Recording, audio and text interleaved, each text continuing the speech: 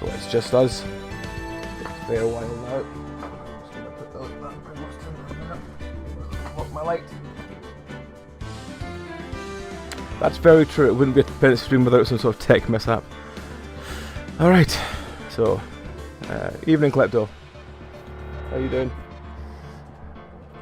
As we fire up for justice for all. The lost Turnabout. So as before, I will be happily accepting accents for any character you choose. I'll probably keep my own voice for Phoenix, since Phoenix does 90% of the talking. But any other accent is fine from that. I think I'll probably keep the judge as the old man. But I will take any other accent that's suggested by chat for any other character, and I will attempt to maintain it for this whole crazy business. So let's see how we get to. And I'm glad you've recovered from donut issues. Huff, huff, huff. Grrr, how did I get into this mess? That's far enough. You can't run forever, Mr. Phoenix, Wright. Oh, it's the old man. Oh, what have I done wrong? I cannot allow you to go on like this. But I'm just a simple defense attorney. Silence. You are no longer worthy of your title.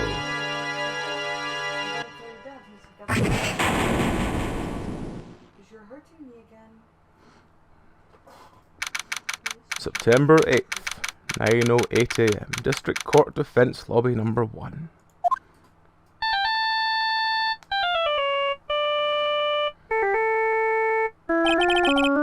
What a nightmare.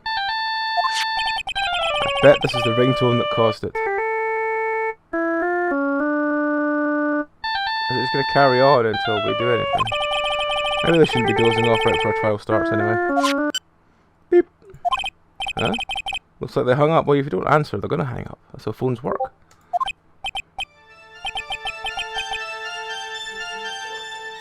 So, access list for this one.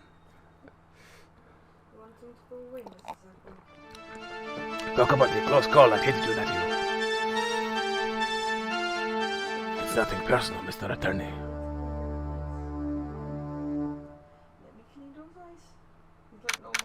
A few minutes later, District Court Defendant Lobby number 1. What are you up to? Ouch, my head. It's throbbing. And why does it feel so foggy in there?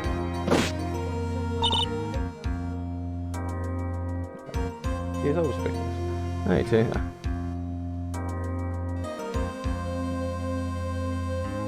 god.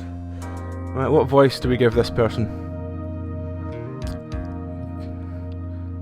Do they look like a Zartarosa? Do they look like a I forgot what the name of the other character I used. Female voice character I used. She's amazing for me.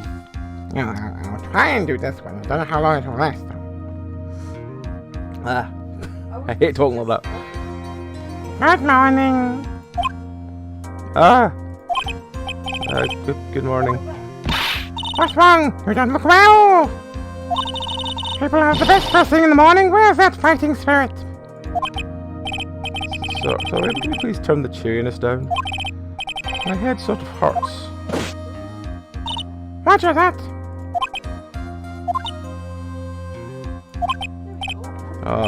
Am I in trouble or something? Huh? Trouble?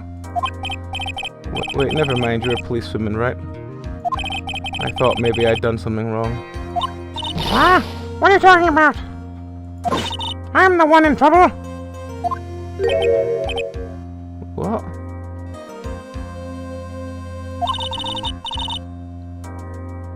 She's called Bird. Should have known that by the feathers. I'm placing my life in your hands today, Phoenix Wright. Life in my hands? You promised me. You said you would prove that I'm not guilty. Not guilty? Just when I thought all hope was lost, when all the lawyers all left me off. Give it to me, you said. You, the one and only Phoenix Wright, came to save the day. I do not know. And just like that, I was moved to tears, sir. So much so I smacked myself in the face to make sure I was awake. I'll never forget what you're doing for me, ever. Ever. What is this girl popping up? Actually, I'd really love to watch court proceedings. I always root for you to win. When I'm off duty, I like to come here and...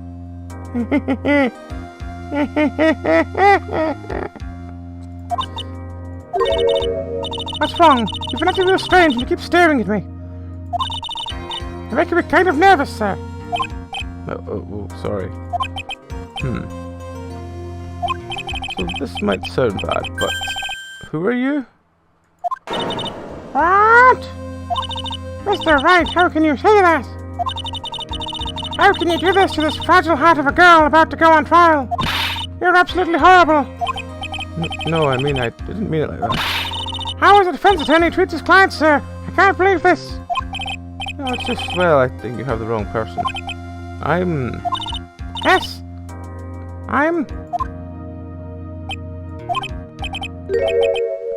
Who am I? I've been banked in the head, and this has caused amnesia. As it does to every cartoon character. In every cartoon character style, you need to hit him on the head just as hard. That apparently fixes it for some reason. The trial will begin. The trial will begin shortly. Hey Kiwi, how's it going? Will the defendant and the lawyer please proceed to the courtroom immediately? The trial's about to start. I'm counting on you in there, okay? I guess I have amnesia. Let's see what I can piece together. From the sound of things, it's probably safe to say I'm a defense attorney. And that girl, I said I'd prove her not guilty. I can't believe I made such an irresponsible promise.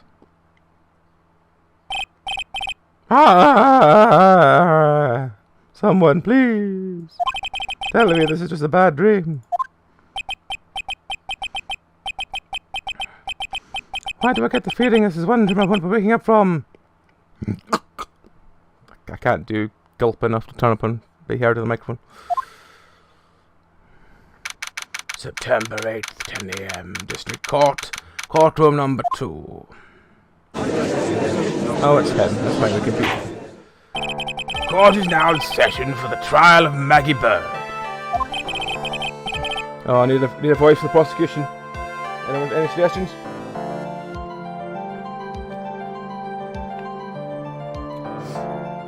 Otherwise, he's let's go for a random one off the top of my head.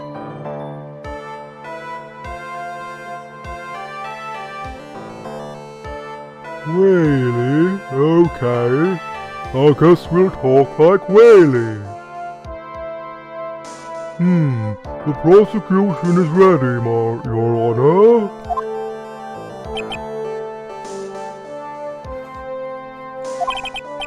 What is it, Mr. Wright? Are you talking to me? You see any other defense attorneys in here? Now then, are you ready? Sure. Are you ready, Mr. Wright? Are you my conscience? Yes, sure.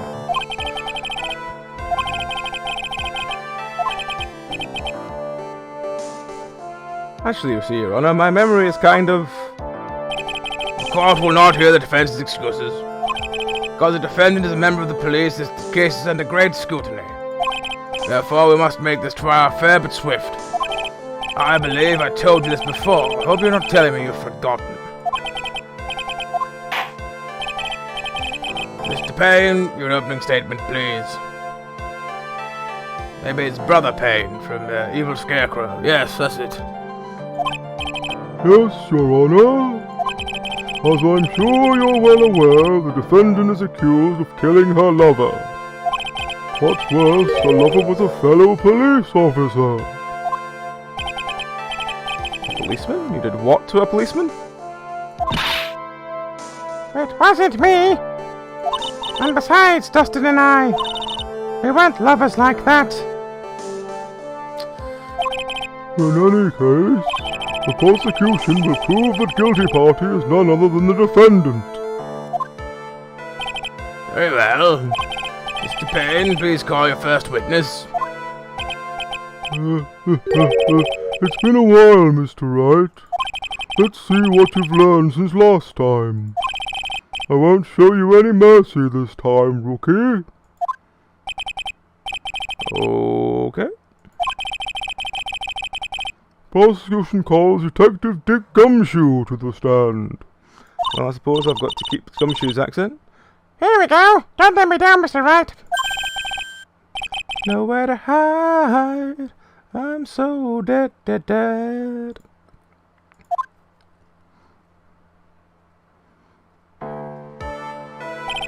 Witness, please state your name and occupation. My name is Dick Gumshoe, sir. And the detective in charge of homicides down at the precinct, sir. You don't look very well, detective. Well, sir, the defendant, she works under me, so you know. You work under that detective? Yes, sir! Yes, sir! And while I was a trainee, he always watching out for me, sir. He's such a wonderful guy, sir. I'll never forget what he's done for me. Okay. Detective Gumshoe, please describe for us the details of this murder. Yes, sir. It happened at the park near the headquarters, Expose Park. It's a very nice name. Well, he was Spanish in the last game, so I have to continue the accent. The victim was one of the local cops, Dustin Prince. He was pushed down from the benches on the upper path, sir. The landing beat his body up bad and snapped his neck. That's quite an interesting lay of landing, but I suppose that's what happened. The details are listed in the report that was distributed yesterday. Ah, yes. The autopsy report, correct?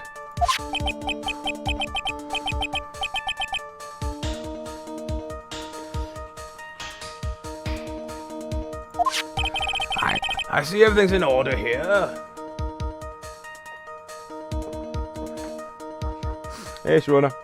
It's Expose Park. There's got to be a flasher or two. Maybe it's known as Expose Park for other reasons. Even the estimated time of death is unusually well documented.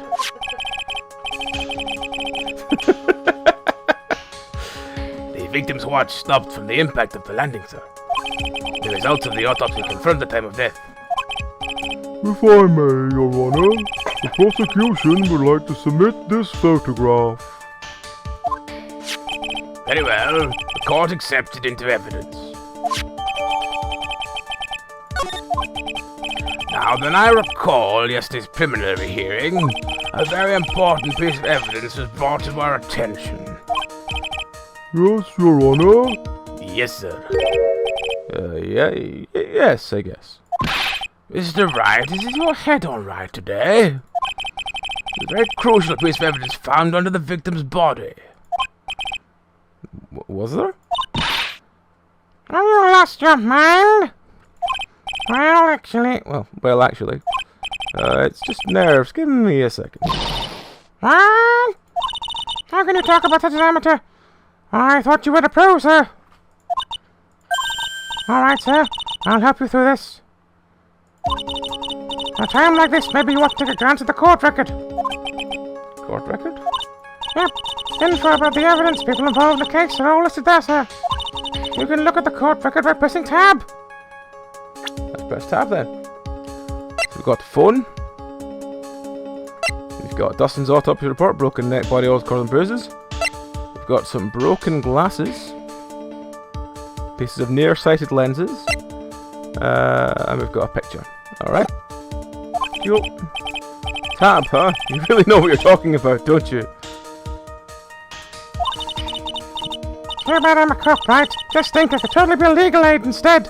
I look exactly like the last Diglade, only with different hair and clothing. But let's not go into that. I'm not a doll. Mr. Wright. Yes, Your Honor? Court is in session. Save your chit-chat for later. Sorry, Your Honor. What was it again? Tab. Yes, it was tab. Alright, Mr. Wright. Let's see if your notes are in order. What was the piece of evidence found underneath the body? Imagine with the glasses. That's simple, Your Honor. Broken pair of glasses. That's right.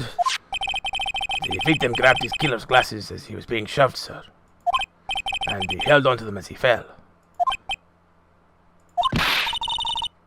Hey, why are you giving me the evil eye? Those glasses you're wearing? Ah! Yes, this is my spare pair. Well, thanks for admitting that to the court. I'm sure that's going to help you a lot. But these glasses were found at the scene and not mine, I swear. I wouldn't like blue in glasses. You sure about that? Look, if that was coincidence, on the same day I accidentally stepped on mine. Your Honor. I have further evidence to present. Oh, you have more! And this evidence is very decisive. Very well. Let's hear from our witness about this evidence.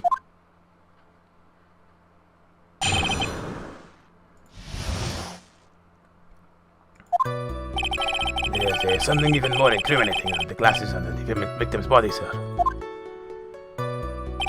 During his date, the victim was pushed from the bench area. But he managed to write the culprit's name on the ground when he landed. How can you write your name on the ground with a broken neck?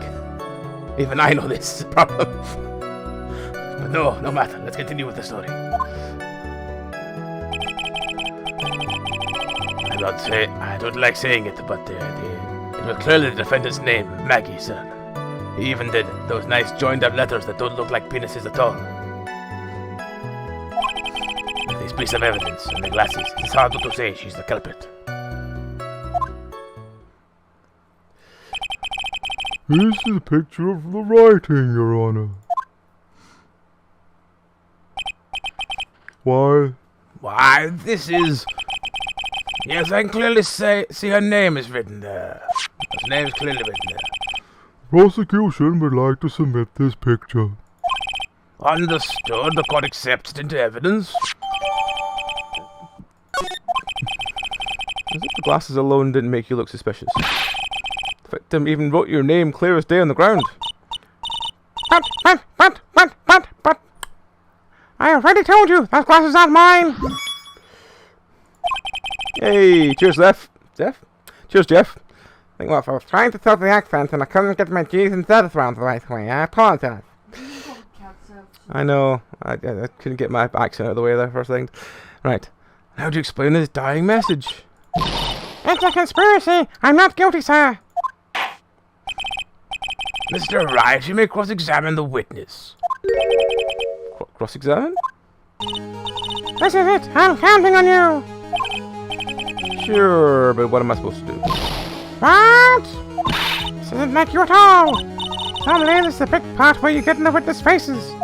Get in their faces and do... No, get in their faces and do what? I guess there's no way around it. Okay, I'm gonna have to lend you a hand. Have my left or my right. Prosecution's witnesses all hide things from the court. Nasty people. They're not telling the truth. Which means they lie from time to time. Oh. Lie? But isn't the detective your superior? Well, even if they don't mean to lie, sometimes you will just remember things wrong. Slightly different, but never mind. Like that detective, he does look the sort of scatterbrain. That's really nice of you to say. It doesn't matter. Either way, it's bad for us, sir. That's why when you question witnesses, you have to expose their lies and find them. Mr. Wright, your cross-examination, please. Yes, Your Honor. As long as I expose the lies, we should be alright. Okay. Decisive evidence. Right, can we press things yet? Yes, we can. If something more incriminating glasses are the victim's body, sir. About those glasses. Do you have any proof that those belong to my client? The lenses are for nearsightedness and almost the same strength as hers. Even the frames look kind of like the one she's wearing for her ID, pal. Continue pressing. Slam the desk. Hold it. Almost and kinda are not good enough in a case. Wrong voice. Almost and kinda are not good enough in a case like this. Do you have any more definitive proof? Is there something that clearly links the defendant with those glasses? The dirt on the sand rubbed out any traces of fingerprints of anything else. So what you're saying, detective, is that you have nothing that proves those glasses are my client's? Something like that. Huh? I see. So there's no proof. Wow, that was amazing! I could totally feel it down in my gut. Or that might have been the summon. During his date, the victim was pushed from the bench area. Now you're sure he was pushed and that's how he fell? Yeah, but if you look at the wounds on the victim's body, there is no way it was anything else. Please continue with your testimony, detective. Anyway, the victim fell pretty far. But he managed to write the culprit's name on the ground when he landed. Culprit's name? Yeah, I was surprised too. I didn't want to believe it, but Was the name that of my client? I don't like saying it, but it was clearly the defendant's name, Maggie, sir. Are you absolutely certain? Sorry, pal, that's what he said. This is a picture of it. No matter which way you look at it, it still says Maggie. If you turn it upside down, it says something completely different, with lots of notes, ending in a W. Hey, hold on! Don't hurt me! You know the picture says Maggie, but... Something does feel kind of off with this picture.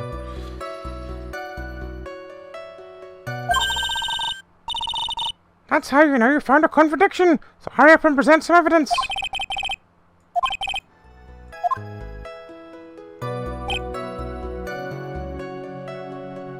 Well, let's go back to this one, and we'll bring up the fact that he had a broken neck.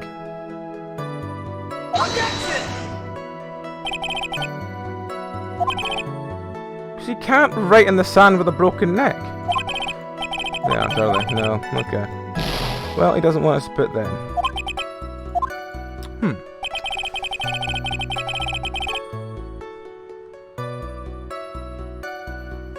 Maybe it's...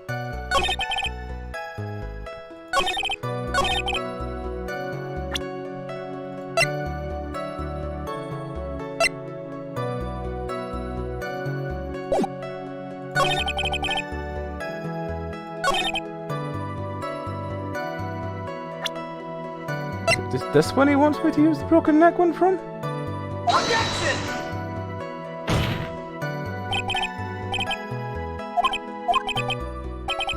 Apparently not, no. Okay, well, I guess we're,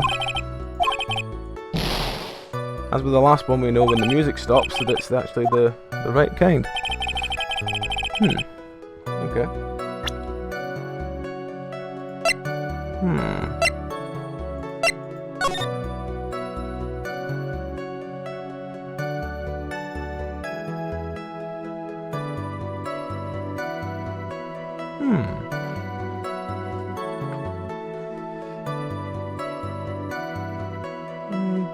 Maybe he's holding that in his other hand. Let's have another look at this picture as well.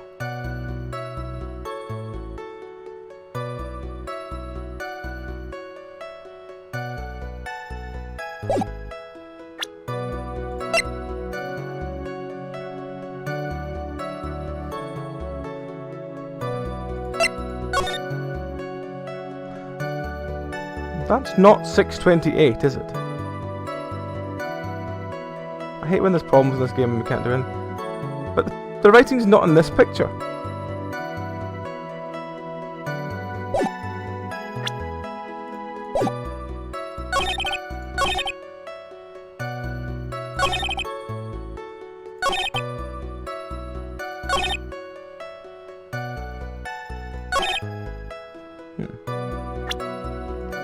Well, let's try the obvious things of... No, not that one again, because the music didn't stop, so I must have got that wrong. Right, so... I feel we're looking at this too logically, rather than the simple bit of information that it wants us to find. Well, let's just press that one. We haven't pressed that one yet. And you are certain that it's the victim's name who wrote the name on the ground? There were scratches on his finger from the rough sand. And there were grains of sand stuck under his pointer fingernail. It certainly seems the name was written by the victim himself. Don't give up! Keep that fighting spirit going!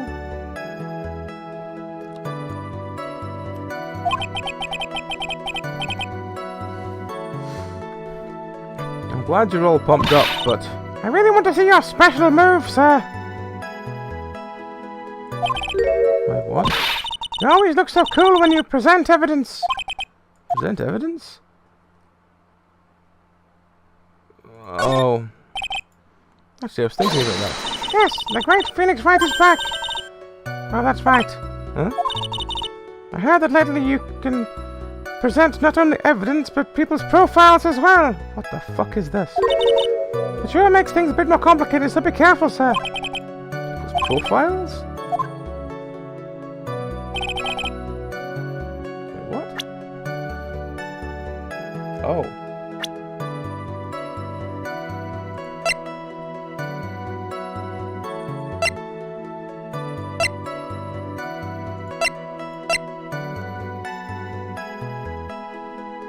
Well, it's the fact that her name is spelt wrong, so I'm assuming it's that, and that's what the whole thing has been trying to tell me is.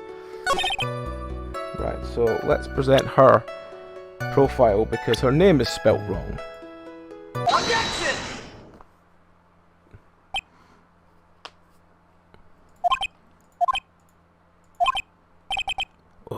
What is it?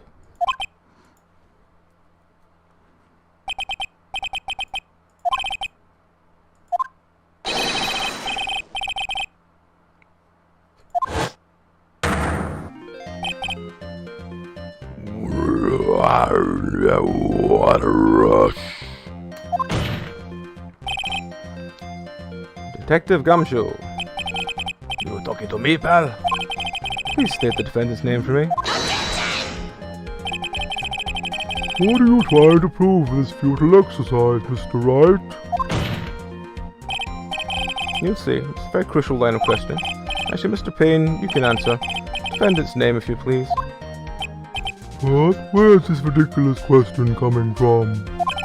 The defendant's name is Maggie Bird. I think someone needs to check the court record.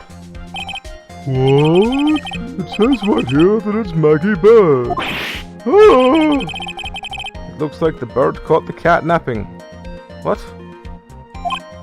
What's going on here? There's all these puns being used, and I don't understand them. I have no idea either, sir. As you can see, the victim did indeed leave the name Maggie. However, the defendant's name is actually spelled Maggie. It's a blatant contradiction of fact. Oh! How about that? I hadn't even noticed. But maybe the victim didn't know how to spell her name correctly. May I remind you, this was you who said the defendant is accused of killing her lover? If they were truly lovers, it would be impossible for him to have not known her name. Well, it could be, but let's not get into that. No. This is very true. Mr. Payne, Yes, Your Honor.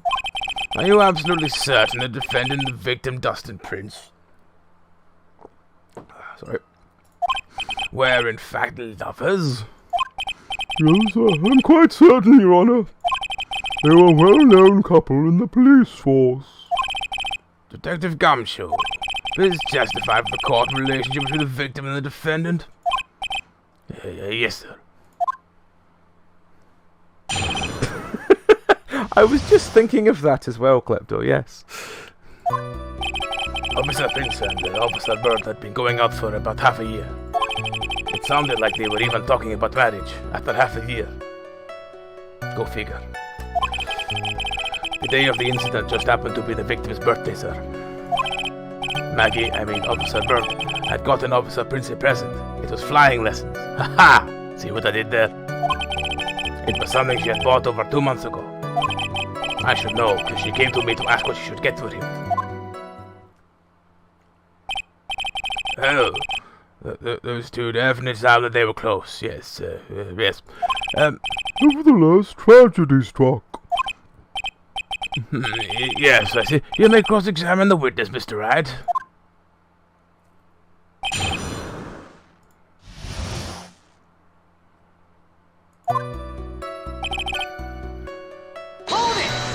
That's continuous. How do you know about this? Well, every year in March we have a training camp for us cops. Officer Bud was a rookie at the time, and she and Officer Prince seemed to hit it off.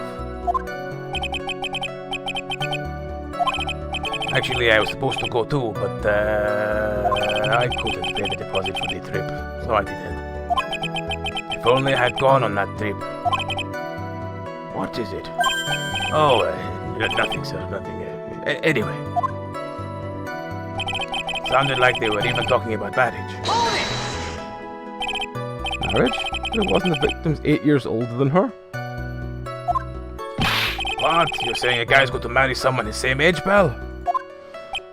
No, that's not what I meant at all. I don't have Gumshoe and Dustin. We're only a year apart, you know.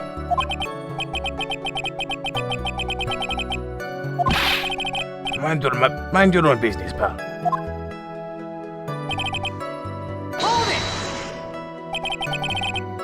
The day of the incident, you mean September 6th? Yeah. The victim, Officer Prince, had just got off on duty at 5:30 that day. And since Maggie's night shift hadn't started yet, they went to the park for a bit. I remember when I was young and in love. It was a jolly time.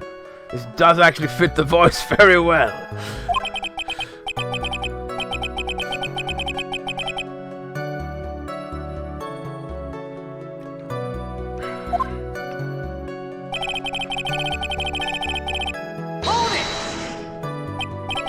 You seem to know a lot about the defendant. Well, that's because I'm her boss, and I've got to watch out for my subordinates. Yes, that is right. But even she was going to give us a present? Isn't that going a bit too far? Hey, pal, watch what you say. I know everything that happens under me. If someone so much as scratches their, well... I really don't need to know that much. Mr. Wright, please refrain from badgering the witness. I agree. Even if this witness is a crush from the defendant. That should not be the point of discussion at this time. Whoa, wait a second. What are we talking? Why are we talking about this? It's all your fault, pal. You're guilty. I should have you arrested. It was something she had bought over 2 months ago. Over 2 months ago? Yep. She's a very considerate woman, pal. So, what was this birthday present? She got him a glove. A single glove. She would wear the other. They would always have it together. It's a romantic story, but it does mean one cold hand. Please tell me I've not just exposed the story before even covering it. Never mind. Let's carry on. A single glove? Why would she only give him one? Actually, Your Honor, the glove in question is a baseball glove. Sorry? Wrong voice. Actually, Your Honor, the glove in question is a baseball glove. Oh, I see, a baseball glove. Yeah, it is the same model. Officer Prince was a huge baseball fan.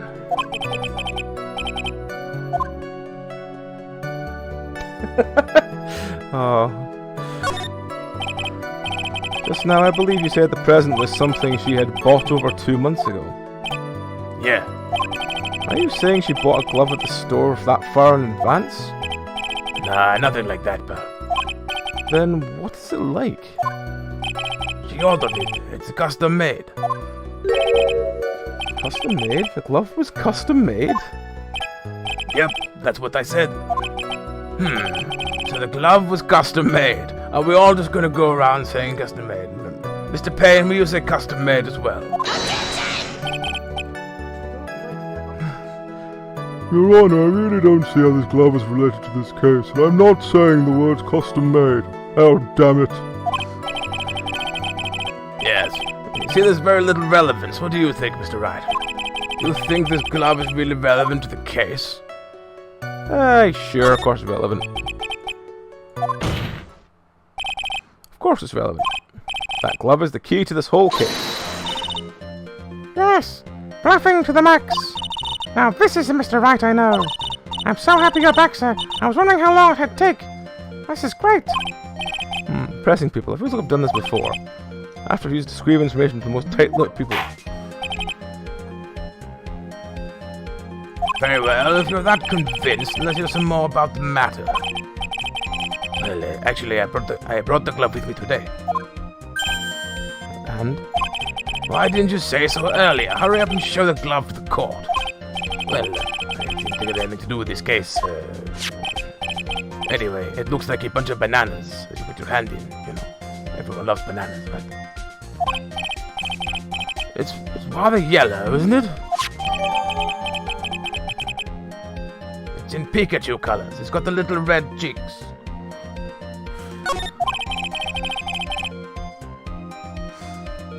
Officer Prince really liked the color yellow. And that's why you would special order it? Yep, that's right. That's and one other reason. I think the court has heard enough. It's clear that the victim and the defendant were involved with each other. Yes, that's correct. Yes, that's correct, Your Honor. Now, if that's true, it brings up an important question. Was the name Maggie really written by the victim? I see your point, Your Honor. Detective Gumshoe, please tell the court a little more about the name on the ground. Yes, sir. Riding on the ground. We first looked into the handwriting. Unfortunately, we could not confirm it was the victim's handwriting. Next, we checked the victim's pointer finger. We found that the sand was trapped under the victim's fingernail. There was also scratches in the skin caused by her writing on the ground. From this, we could confirm that the victim wrote this name with his right hand. Yes, a perfectly logical conclusion. Now that Mr. Wright, you may cross-examine the witness. Thank you, Your Honor. Riding on the ground. At first, we looked into the handwriting. Can you really determine handwriting based on a sample written in sand? This is why amateurs are amateurs. We're not a bunch of simpletons, pal. Scientific investigation in the country is actually pretty good. I believe it's time to get back to the real point here. Agreed, Your Honor. So what was the result of the investigation? Fortunately, we could not confirm that it was the victim's handwriting. So in the end, you couldn't confirm it? Hey, don't you look down on us. I told you, you're not a bunch of simpletons, pal. Everyone knows you can't find out everything you want in a scientific investigation. I've never heard that before. Me neither. Nor I. I've never heard anything like that in the police academy, sir. Oh, okay, so I made it up. Anyway. Next, we check the victim's pointer finger. His pointer finger? You know, the one you always pointing and waving in people's faces. Don't tell me it bothers you. Every time you do it, I have a mini heart attack. It's like you're trying to kill me, pal. In any case, you examine the victim's index finger, correct? Yeah, we figured out there should be something on his finger if he'd been writing in sand. Not sure I followed that, but sure. And the results? We found that there was sand trapped under the victim's fingernail. And what does that prove? Well, it proves that he did write the name with his own finger. Yes, which explains why there was sand stuck under his nail. And there's more. There was also scratches on the skin that were caused by him writing on the ground. Scratches on his skin? Yep. You can't see them with your naked eye, but they're there. This is incredible. Sure is. That's the power of scientific investigation, which I have just proved was irrelevant. But never mind. Let's pretend it's worthwhile now. They're so small we have to use a magnifying glass. A real strong one. It's got that really scientific sounding name. You're a microscope? Yeah, that's it. One of those. Yes, that's how we found it. Yes.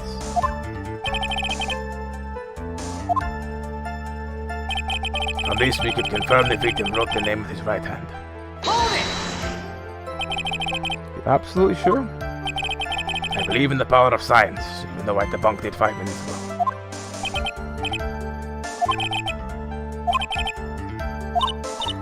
But don't you think this would be really strange, sir? If Dustin really wrote that message with his right hand, do you think I would have gone through that much trouble to get him a present?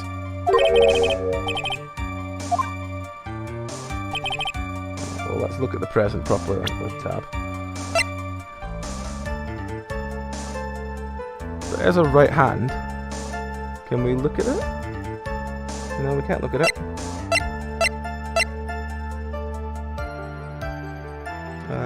Let's look at the picture. There's at least his right hand.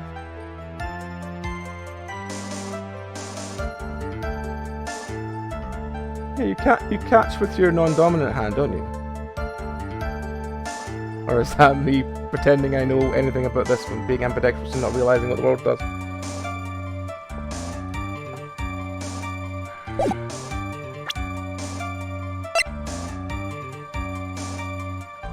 Yeah, it must mean he's left-handed.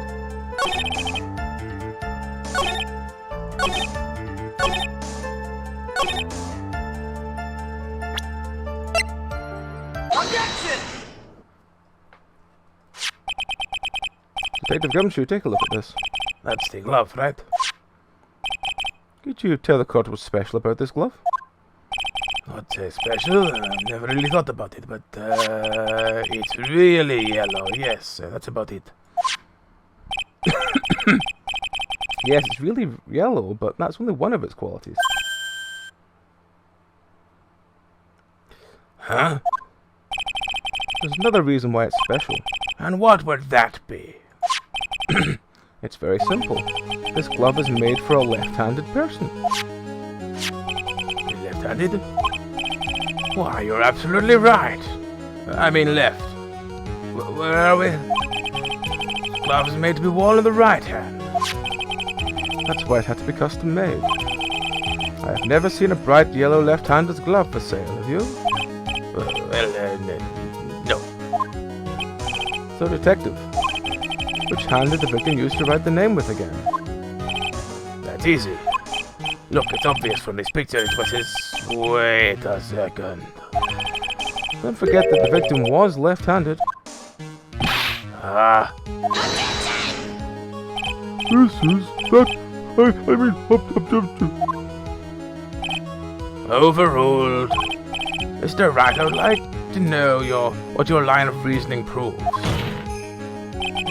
There's only one conclusion that can be drawn. Left-handed people can't write with a right hand. Writing is different from drawing in sand, but let's not get into this, it's getting a bit silly. Left-handed person could not have written a message with their right. Just drew letters in sand.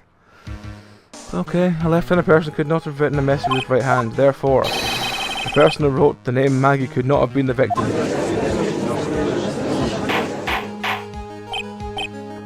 Order, order.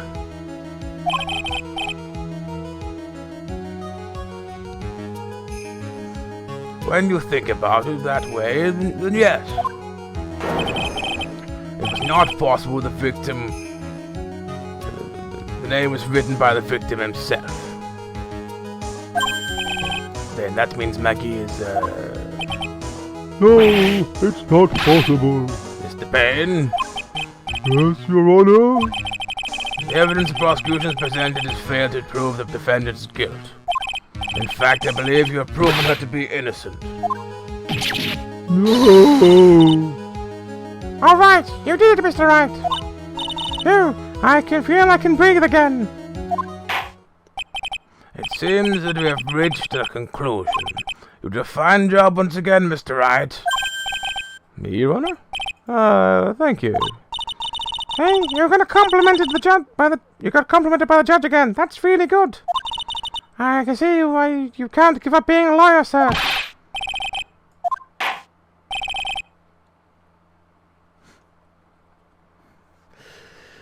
I will now announce my verdict.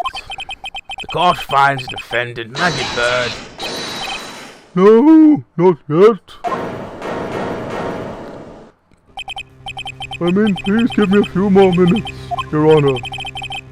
What is the meaning of this, Mr. Payne? The prosecution is not finished yet.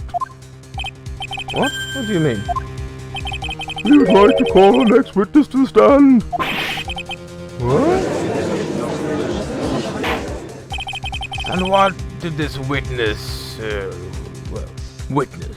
The moment the victim was pushed to his death.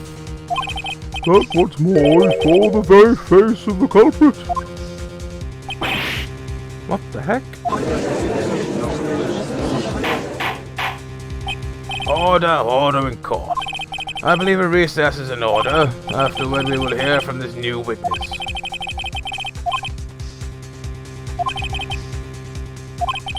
Court is adjourned for recess.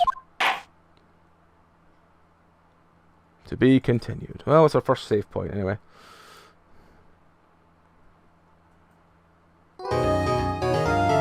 Yes. Oh, we could just overwrite the previous save game. Yeah, we'll just do that then.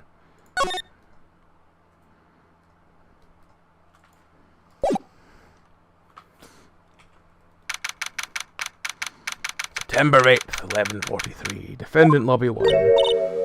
Amnesia? Wrong voice. Amnesia? I can't believe my lawyer's trying to defend me in such a state. Why didn't you tell me, sir?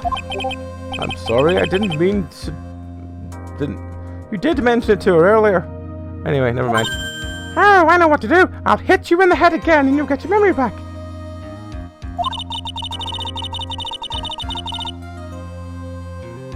I heard you can fix something like this with a really strong shock to your system. Come on, lower your head a little. A Maggie kick should be all you need. So yes, they're going to kick him in the head again. No, I think I'll pass on this one. Come on. I'm sorry. Whenever I see someone in trouble, I have a hard time leaving them alone. I tend to stick my nose where it doesn't belong and try to tackle everyone's problems. That's why I might... Well, we're here to solve your problem first. We can deal with mine later. For now, do you think you can fill me in on a few things? Of course, I'd be honored to. Well, I guess we'll start with my name, and then I can tell you about me. But we know her name.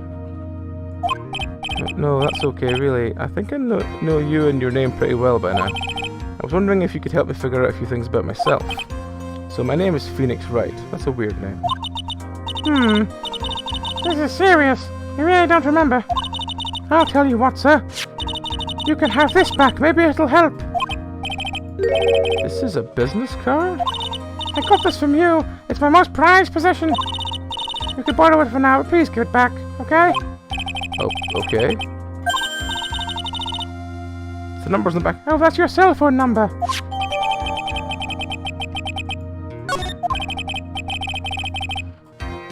I guess for now we should stop talking about me and start talking about the case.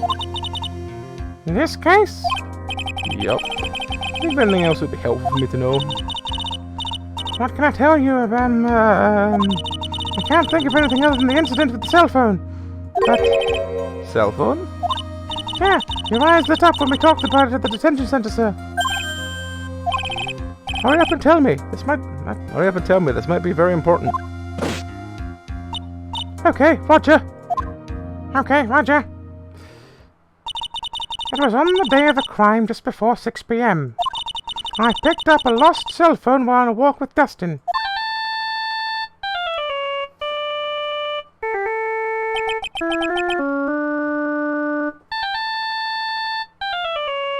Who asks no questions but demands an answer. A ringing phone. All of a sudden, the phone began to ring. Beep. Hello? Oh, thank you. I've been searching for my phone.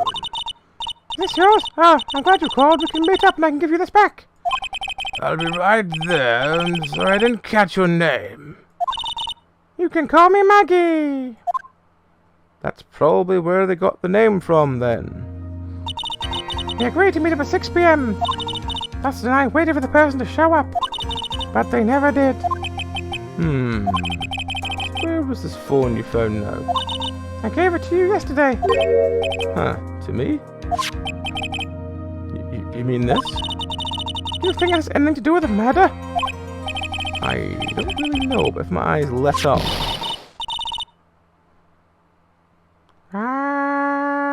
You were here all along. I don't know who that's going to say that. We don't know what accent to give them. Oh god, it's her. Right. Voice for her. Any suggestions?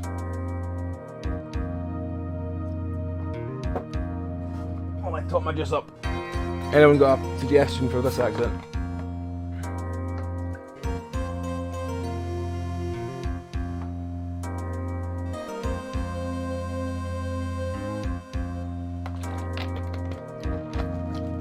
No one has a suggestion, then I guess she'll have a weird accent.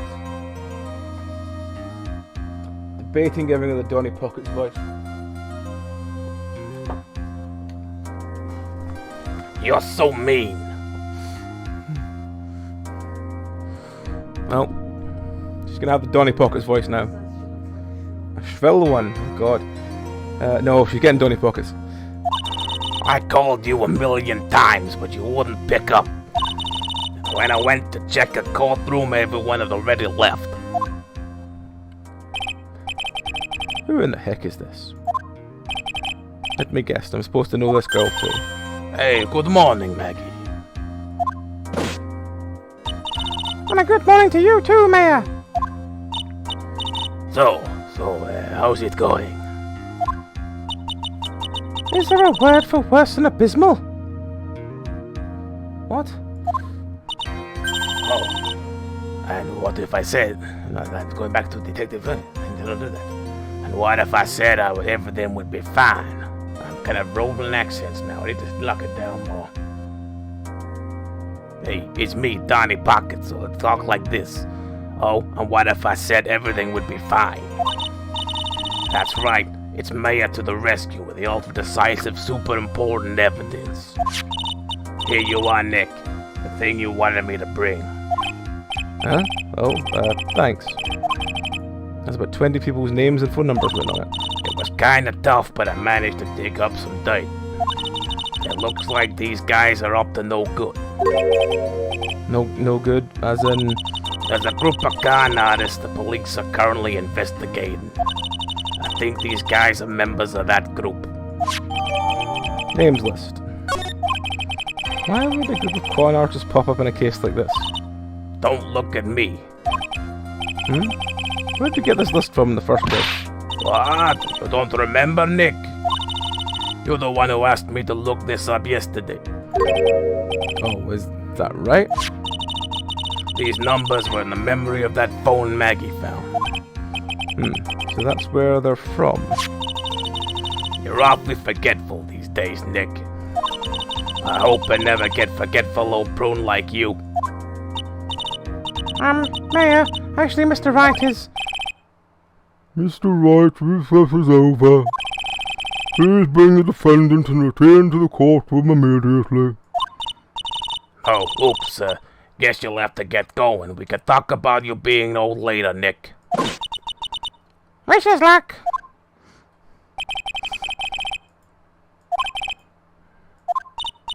Come on, Nick, you better get a move on. Yeah.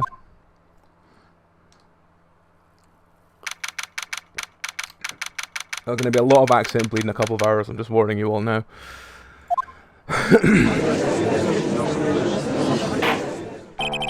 Court will now reconvene. Please call your next witness to the stand, Mr. Payne.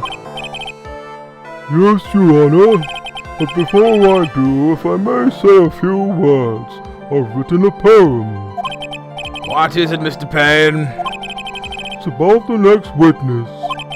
He has a tendency to say things that rub people the wrong way, you see.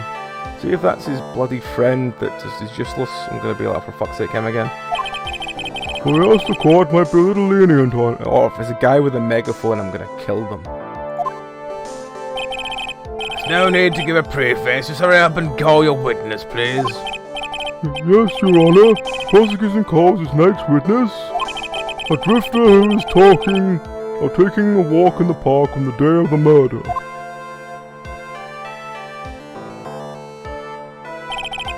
Please state your name for the court witness. So I need a voice for this one. So any suggestions, please get them in now.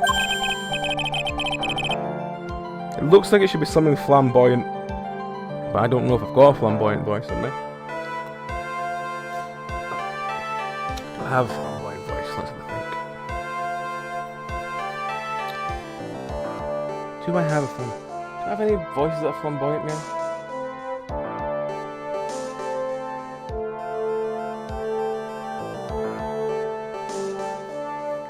Slick. Well, I've given him a fight lift if I can make it better, but I can't talk properly. Let's think.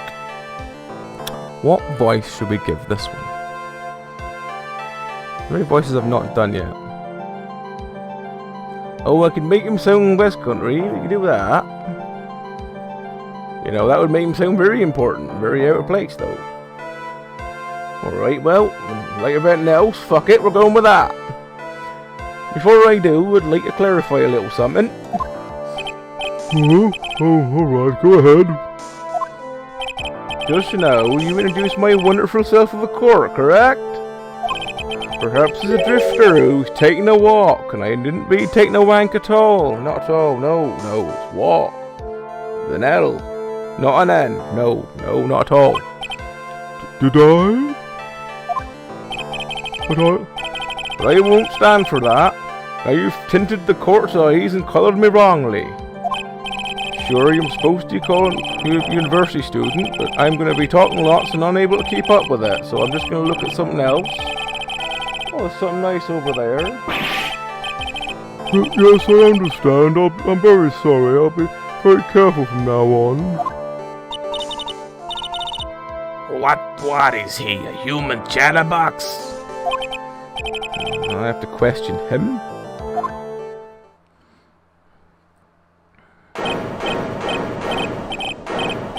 Fashion, cars, women, glasses, and of course, university. First rates only need apply.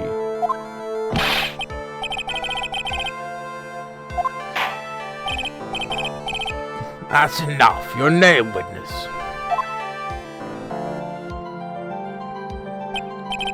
Oh, is that how you want to play this?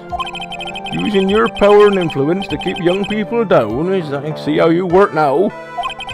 You old people and your dirty tricks. You thought I had me, but you thought wrong. I'm sorry, it won't have to get. Will you forgive you? Or I suppose I can tell you my name. I am Richard Wellington, a drifting virtuoso, with a PhD in drifting, as it were. If you wanted, you can call me university student in transit. Mr. Wellington, on the day of the murder, you were taking, strolling through the park, is that correct? It would appear that you're attached to that word. If you must, then by all means. But I must remind you, I am in no way a prepubescent boy out for a walk with mummy. You must know, I'm a... Anyway, please testify to the court what you were doing, what you saw during your walk through the park.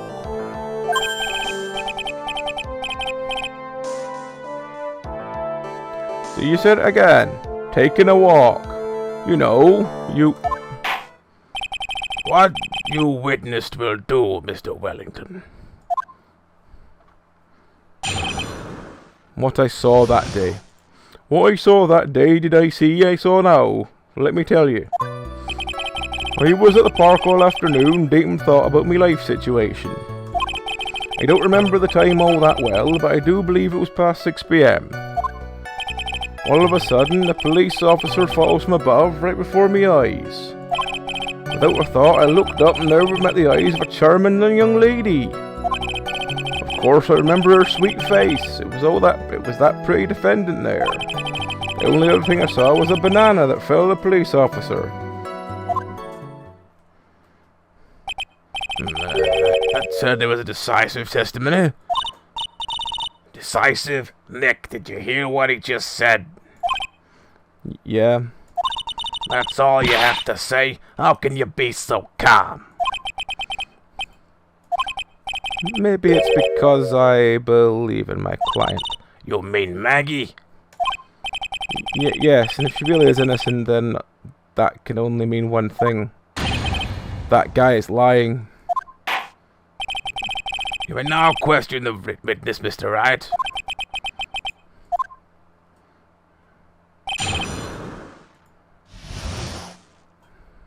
So what I saw that day over there, that one, I'll tell you. I was in the park all afternoon, deep in thought about my life situation. So you were at the park all afternoon, you seem to have a lot of free time. It's very rude of you, but then again, what can I expect? That's what you get from a man who graduated from no-name trashy university. No-name trashy? Now, this might be hard for a mushhead if people mind a baboon like you, but I have to think very carefully about the future of our great country. But I thought you said you were thinking about which college to go to just now. Oh, please. Which university I go to will directly affect the future of this very country.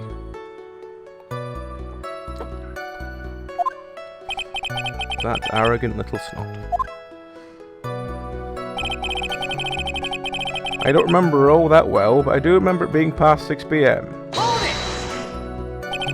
did you know what time it was? I see you're not wearing a watch, so...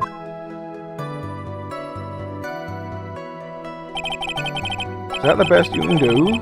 Do you think you can discredit me like that? You're just a third-rate biased fool. I guess I can't expect real smarts from you.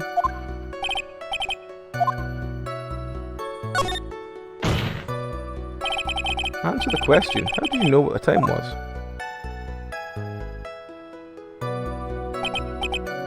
I really can't believe I have to deal with a worm like you. You're just a shallow man, and only slam on desks and pointing at people for fun. I guess I don't have a choice. I'll try to explain it so a third-rate simpleton like you can understand. There was this little thing called a clock at the park. Did you get that? Do you know what a clock is? It's a thing that tells you the time. It's like a sundial, but you know, a bit more accurate. As you can see, Mr. Wright, there's even a picture of it on the crime scene. Oh, so it is. I looked at that clock, and that's how I knew the time. If you ask me, this whole concept of breaking... Oh god, he's talking a lot again. Right, let's go back over there and just watch some stars. Has he stopped talking yet? Or he's back, that's right. Right. In any case... all of a sudden, a police officer falls from above, right in front of my eyes. How did you know he was a police officer?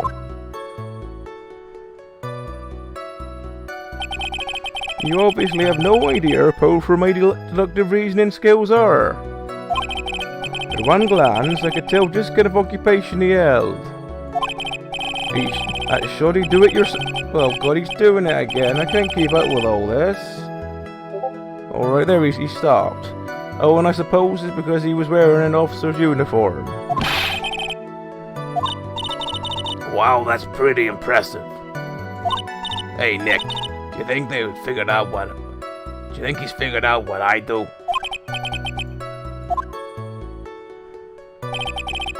Without a thought, I looked up and met the eyes of a charming young lady. Are you sure you got a good look at her face?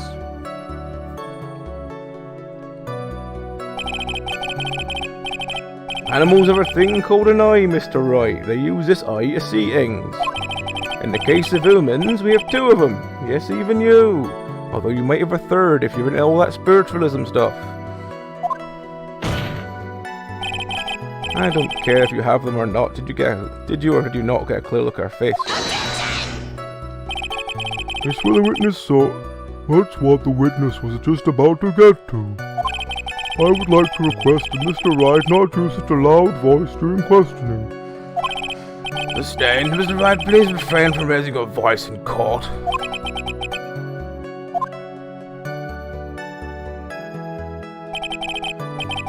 Are you finished? I'd like to continue if that's alright with you.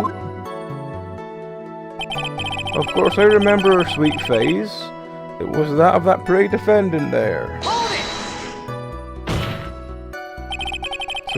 So you're sure you are not mistaken? Please, don't confuse your pitiful train wreck of a life with mine. I am what you call a famous brand name product, while you're just a cheap imitation. There's no way someone as magnificent as myself could have made a mistake. Of course. Do you note something else of interest, witness?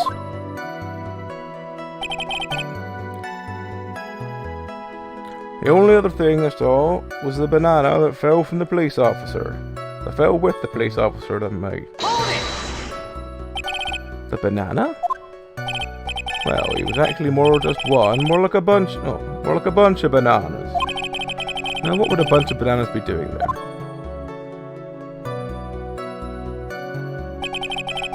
And why would I know such a thing? I'm just telling you what I saw. That's really strange. Maggie never mentioned anything about a bunch of bananas. That's it, Nick. He's gotta be lying about the bananas. Press him about them damn fruit.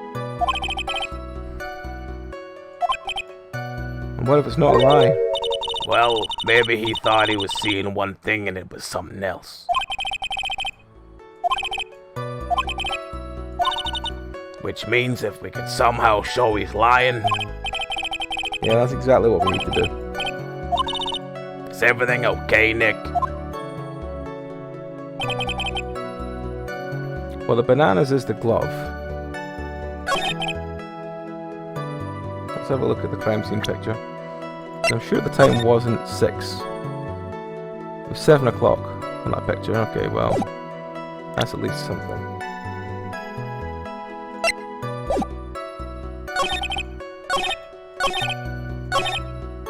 Well, let's present the glove for the bananas at least. Objection! Mr. Wellington, I believe I have the bananas you saw right here. So you knew about the bananas too. Well, why didn't you say so earlier?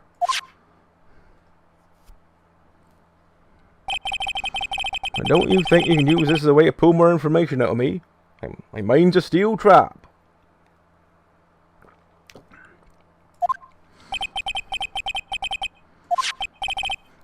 Mr. Wright, what's the meaning of this?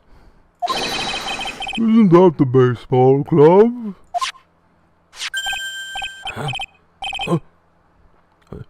What? A baseball glove? Doesn't it look delicious? Care for a bite? That's not... No! Your Honor. Your Honor, I think this proves one very important fact. This witness loves bananas. Knows nothing about baseball. I think he has bad eyesight. By the way, just how bad are your eyes? Wait. Oh, what? How are you asking about... Why are you asking about me all of a sudden?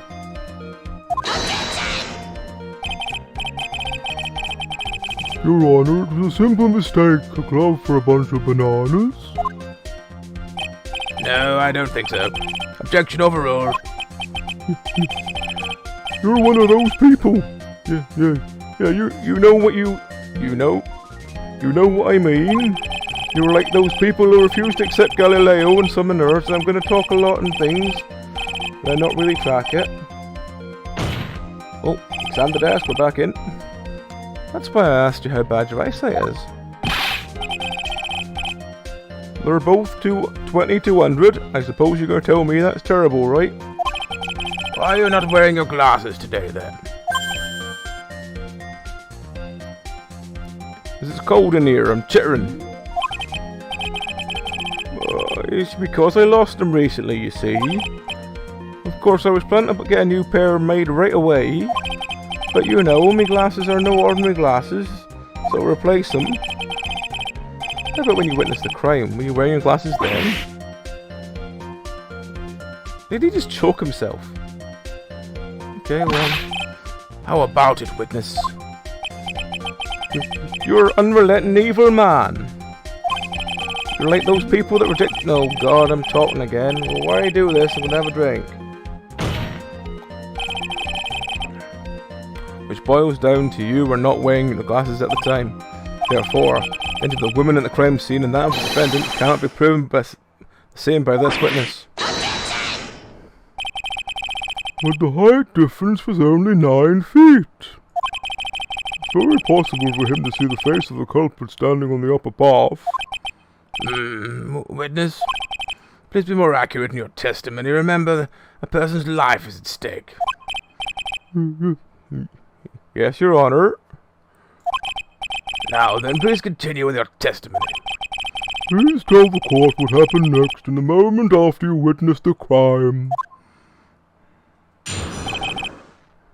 What happened next? The girl on the upper path ran away as soon as she realised I was there. After that, I immediately called police station to report crime. It must have been 6:45 when I made the call. They must have had a lot of free time on their hands. They showed up within 10 minutes. So the person who was in the upper path saw you and then ran away? That's correct. Which is why even someone without a superior brain like mine can understand that. That girl is a murderer. You may question the witness now, Mr. Wright.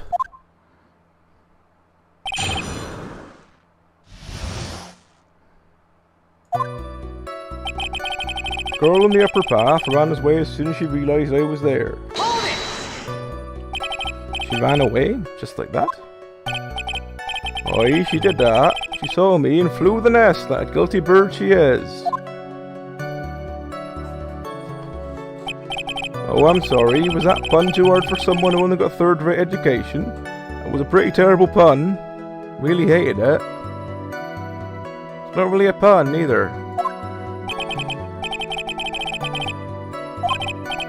Anyway, if she ran the instant she saw you, how could you tell it was my client? The witness has already answered that question. He stated the defendant is the culprit. This is true, Mr. Wright. I'm striking your question from the record.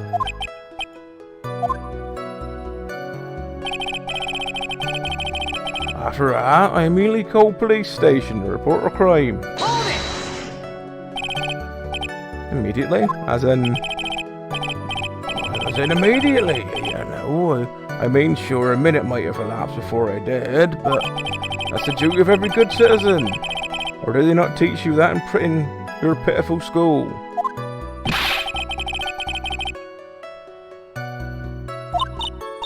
Hey Nick, I think you should take a look at the crime record for a sec.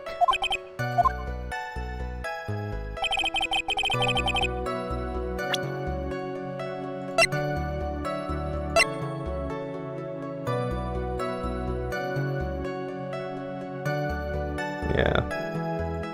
Let's just press him on this stuff and then... How do you know what time it was? That's it. Wrong voice. That detective told me. That detective told me. You know which one I mean. The one with the jacket makes him look like a dropout from No Name High School. Hey pal, I graduated from a pretty good, top Wright college. That don't matter. I don't believe I was mistaken on what time I called. And if I am wrong, then the detective obviously don't know how to tell the time. What? Why, you're just some lousy kid too. I think the court can see your point. Anyway, did the police respond?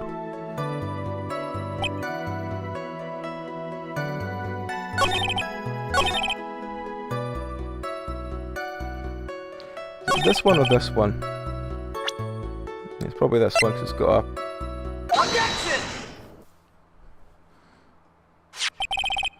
Mr. Wellington, will you please take a look at this? You mean the victim's autopsy report? According to this, the murder occurred at 6:28. So what of it? You said that you called the police immediately after the murder took place. However, by the time you had called the police, it was already 6:45.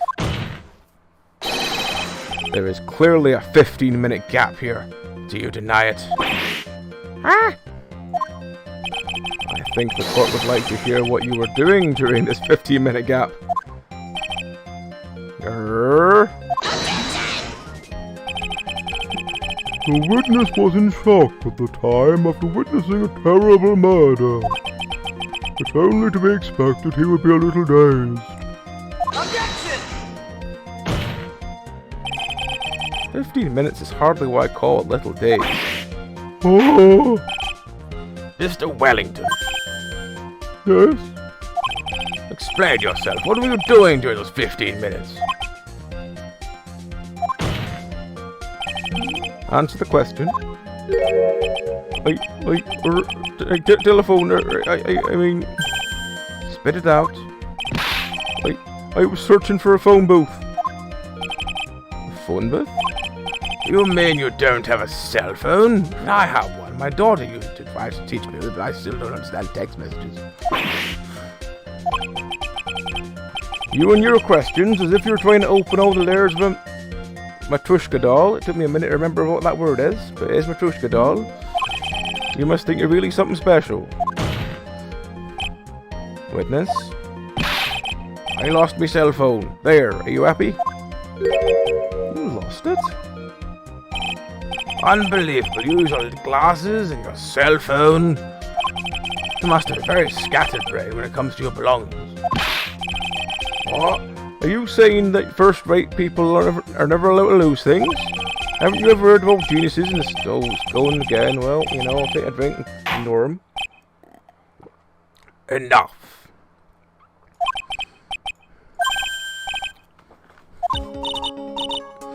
Hey Nick, that cell phone, could it be? You mean this phone Maggie found? There's no way. Well, I didn't see this coming. What should I do now? Question for him. Mr. Wellington, where's your cell phone right now? Yes. What are you getting all excited about? You seem to be a little confused. I found my phone, I'll have you know. See, here it is. Oh, I see. It looks like he's got his phone. And I thought that just maybe this was his. Well then, I think we've cleared this little issue up. At the time of the murder, the witness did not have his cell phone because he had lost it. Therefore, the delay in his call was caused by his search for a phone booth. Well, that's the gist of it. guess you can put it that way and leave it at that. Do you have any further questions, Mr. Wright? Your Honor, the witness testimony does not make any sense. I don't believe that there was ever a need for the witness to search for a phone. How very dare you! You can't just make outrageous claims like that. You do have to have some sort of proof, don't you? Well, yeah, of course. Alright, let's see this proof. Please present the proof that the witness had no need to search for a public phone booth.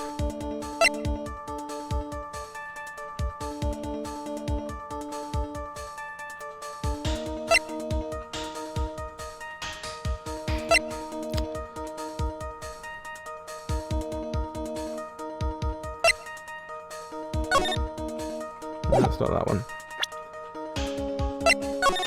Oh, because the phone was next to him, that'll be why. It's quite simple, actually. Take a look at this. Crime scene photo? Is there a problem with it? Oh, there's nothing wrong with the picture. But if you don't understand my logic after looking at it, something's wrong with you. No. It's a phone booth. It's a phone booth right there, yes. That is correct. Oh, what? Please. All the defendant had to do was walk 3 steps. Mr. Wellington, why did you not use the phone that was right in front of you?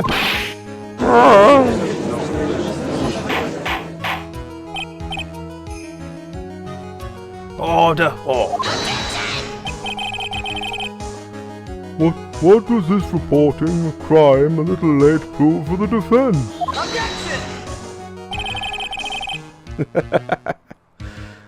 The witness can't explain what he was doing for those 15 minutes. That's reason enough to throw suspicion on his testimony. Yes, that's very true. What do you have to say for yourself, witness? It's very cold in here. It's very cold in here. I'm a bit jittery again. Hey, Nick, I bet this phone really is his. He must have killed Dustin to get his phone back.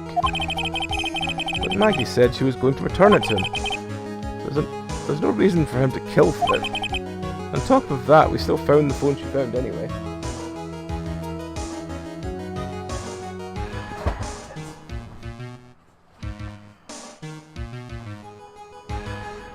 Got my apologies. But if he wasn't looking for his cell phone, maybe he was looking for something else. Mr. Wright? Yes, Your Honor? Do you have any thoughts you would like to share with the court? Can you offer an explanation as to what the witness was doing for those 15 minutes? There's only one possible explanation. Alright. Let's hear your explanation. However, be forewarned that if your explanation is not persuasive, you will be penalized. Think carefully before you present it, Mr. Wright.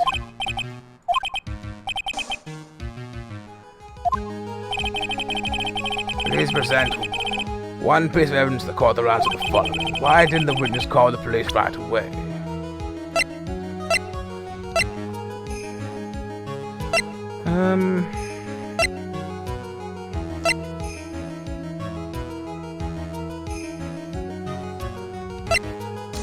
I get the feeling it must be the... Oh, because he was doing the... Let's try that. Perhaps this is the evidence you need to be convinced. Perhaps? That was just an idea I thought I'd throw out. No, it wasn't that. Okay. Alright, well, let's try again. Let's try... the glasses.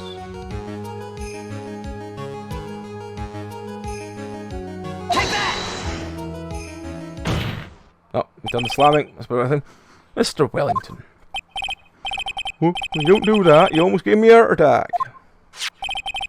Are these your glasses? These are your glasses, aren't they?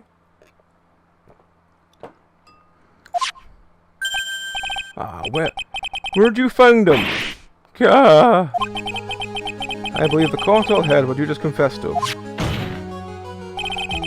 These glasses are in fact yours. I'll tell you where they were found, Mr. Wellington. Those glasses were found under the victim's body. What? Under a victim's body? Oh, I bet. Ah, I found you. Order, order. Oh, wait a second. Hold on. I didn't confess or confirm anything. Your Honor, I think the answer is quite clear here. As he fell, Dustin Prince grabbed the culprit's glasses. The culprit knew that he had to find the glasses and searched frantically for them. But he didn't realize what they were underneath the victim's body. And that's why it took him 15 minutes to make the call. Mr. Wright, are you indicating the witness as the real murderer? Of course, that's precisely what I'm doing.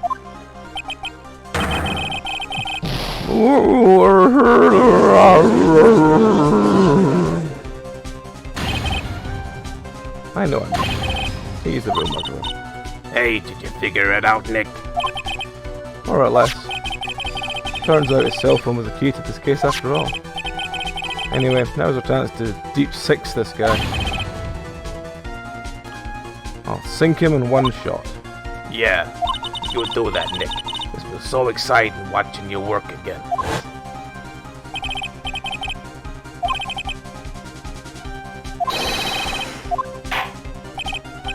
Order, order. Your Honor, the defense is making a mockery of his court. Without any solid ground to stand on, he accuses the witness of being the murderer. Yeah, that's right, yeah. I'm no criminal. This third-rate fraud of a lawyer. In that case, why don't we look at it from a different perspective? Let's hear an explanation as to why you are not the murderer. What? Well, that's easy. For example, there's a name the victim wrote. What about that? Do you mean the name Maggie? Yeah, even an idiot can read, right? But we already know this was not written by the victim himself. After all, the defendant's name is Maggie, and the victim is left-handed. In other words, in order to make the defendant look guilty, the real criminal used the victim's right hand to write her name in the ground. But, wouldn't that mean the real criminal was someone the defendant knew? Otherwise, how would the person know her name was Maggie? Maggie. That's a good point. The witness didn't even know of Miss Bird before the trial.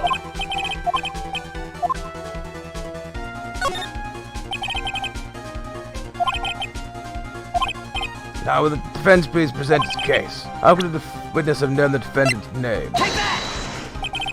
Mr. Wellington, you didn't have your cell phone with you on the day of the murder, correct? So what if I didn't? When you realised you had lost it, what did you do? What did I do? Did you try and find it by calling it? Why, how did you... Your Honor, these questions have nothing to do with... Overruled.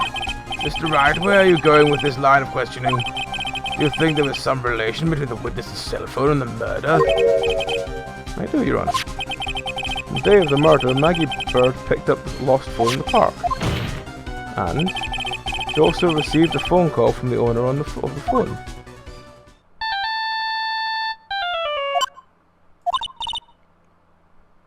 Oh, hello. I can't remember her accent. It was a really nasally voice, wasn't it? Hello. And then his voice was, oh, well, thank you. I've been searching for my phone. Is this yours? I'm glad you called. I can meet up and give you it back. I'll be right there. Sorry, I didn't catch your name. You can call me Maggie.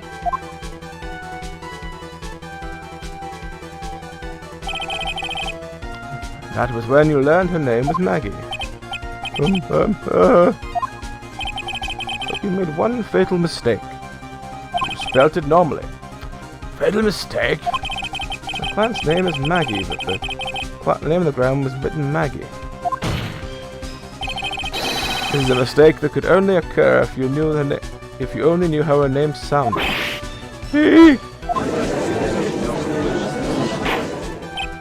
Order, order.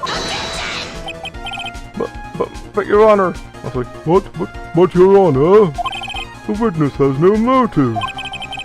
And your point is? It's very simple, Your Honor. A person usually would not kill someone without a reason.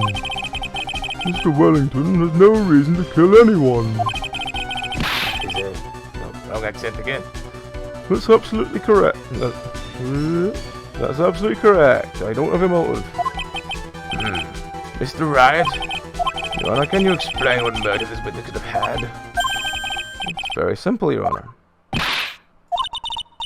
Hey, you sure, Nick? I said I can't offer an explanation. The trial's over, right? Yeah, but... Now then, please present the court proof that the witness had a motive. Mr. Wellington's motive is right here. What is this? These are phone numbers pulled from a memory of the phone the defendant found. And we have determined that people on this list are members of a certain group. You looked up all their numbers? Of course. List of numbers and the cell phone memory. What? Yeah, I'll go get you in a minute. Names and numbers belong to people who are members of a certain con artist group. What? Con artist? Can you explain why these numbers are on your phone, Mr. Wellington? This is an outrage. An invasion of privacy. An outrage. Looking up phone numbers on a person's phone is worse than crime than murder. You're one of them people. I'm going to start talking a lot, so I'm going to take a drink. I don't care, Mr. Wellington. All I want to tell you is what this list is about. You think any of you know what it's like to be a refined man such as myself? Your Honor, this is unjustified badgering of the witness. Objection overruled. Mr. Wright, what is the meaning of this? Why would the witness have the numbers of a group of con artists on his phone? Isn't that obvious? The witness says.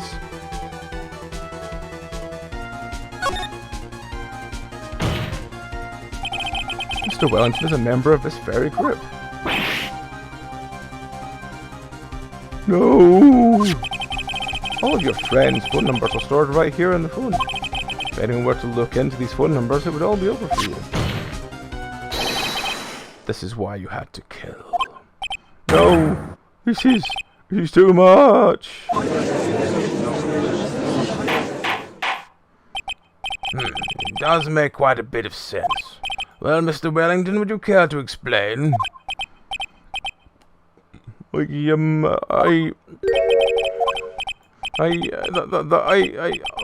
police officer. Your Honor? What is it, Mr. Payne? Your Honor, this is unjustified badgering of the witness. You said the exact same thing only a few seconds ago. Please. Please, let's think about the content of that phone call. Beep. Hello. Oh, thank you. You've been searching for my phone. Is this yours? Oh, I'm glad you called. We can meet up and I can give you it back. The defendant already promised that she would return the phone. After that, all Mr. Wellington had to do was meet Miss Bird to get his phone back. Why then would he need to kill anyone? That's a very valid point. What does the defense think about this? Hey, Nick, then maybe we should start thinking outside the box.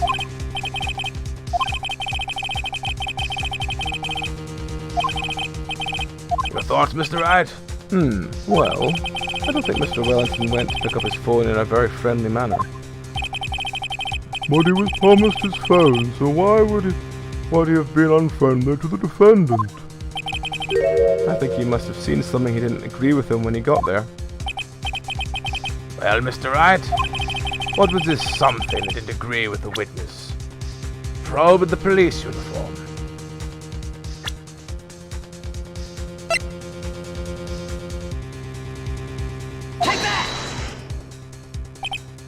What Mr. Wellington saw was the victim. But you mean Dustin Prince? Dustin Prince had gone on a date right after his shift was over. With no time to change, he went into the park still wearing his police uniform. Oh! The girl who picked up my phones with The girl picked up my phones with a policeman. He couldn't have known they were going out, so he began to worry. He was afraid the policeman would ask a few questions before returning the phone. If I do anything suspicious, he might run a check on my phone. In his mind, it was possible they had already run a check on the phone. And you went into a panic, is this what you're saying? Exactly. Officer Prince was murdered simply because he was in uniform. Mr. Payne, do you have any comments? I'm thinking. It seems the truth has come out at last. The witness, Mr. Wellington, you are...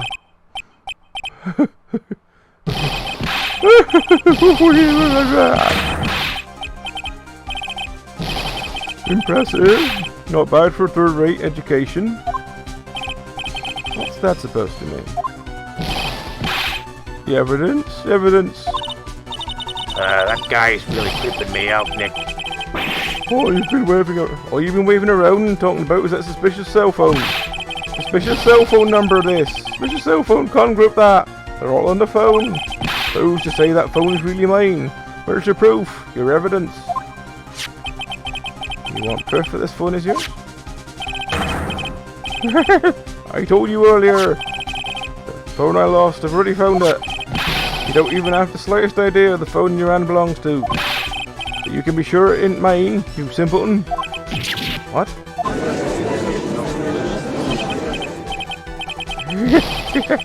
It feels good to see you squirm. We do seem to have a problem on our hands with this phone. Whose phone is it? Without knowing that is meaningless as evidence. Your Honor. Has to be something I've overlooked.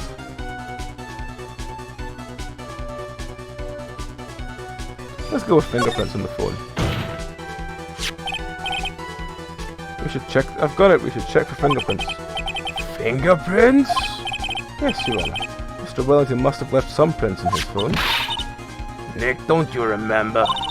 When you got that from Maggie, you wiped it off. I what? You said if there was sand all over it, so... Wiped it? I wiped it. Pretty thoroughly, too.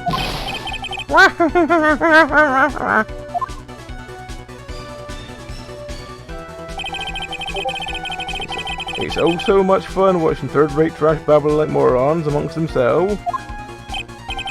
He's made a complete recovery.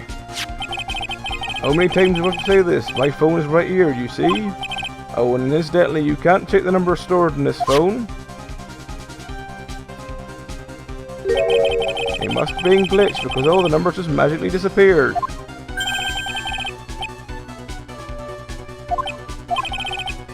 Mr. Wellington. What's that? By the tone of your voice, it sounds like you still have some fight left in you. Where did you finally find your cell phone?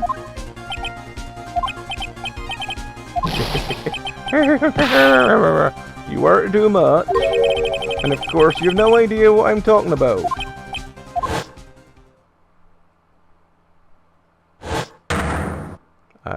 Oh my, now I remember.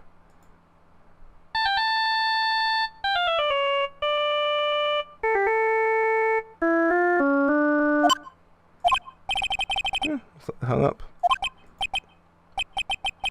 Ah, good, I finally found it.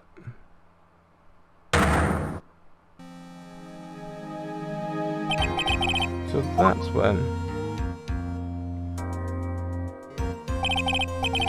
What's wrong, Mr. Attorney? Why the arse glare in your eyes? Nick, we worked so hard to get this far, but in the end, it didn't really matter. you don't do something quick, he's gonna get off scot-free. I know.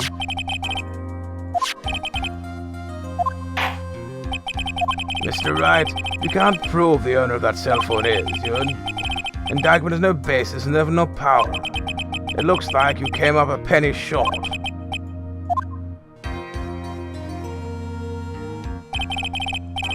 Don't blame yourself, you're merely a third-rate lawyer. You only made one big mistake. Who are you? What are you? There's something you haven't figured out for yourself yet. The court hereby concludes the cross-examination. If that'll be all, I'll bid you gentlemen and ladies goodbye. I have a reservation at the ultra fancy restaurant on the upper side of town. Thank you for your assistance. I've had a stressful day, so please bon appetit. Let's raise an objection. Please wait, Your Honor. All right, Nick. I think I may be able to prove it. Prove it? Prove what, Mr. Wright? Everything. Your Honor, the cross-examination has already ended. Besides, the defense is just going to badger the witness for more inane questions. You will not harass the witness, is that clear, Mr. Wright? Did you hear that? No harassment allowed, Mr. Attorney.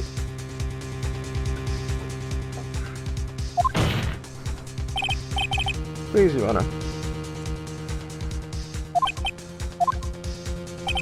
Very well. But this is your last chance, Mr. Wright. You may present one piece of evidence to the court. If you cannot prove everything, it's over. For your client and for you. Do you fully understand? I'm sure you're well aware, Your Honor, but Cross-examination period is end. No. I'm sure you are well aware, Your Honor, but the cross-examination period has ended. Were you paying attention, Mr. Payne? I said that Mr. Wright could present only one more piece of evidence. Oh. Now then, Mr. Wright, this is your last chance.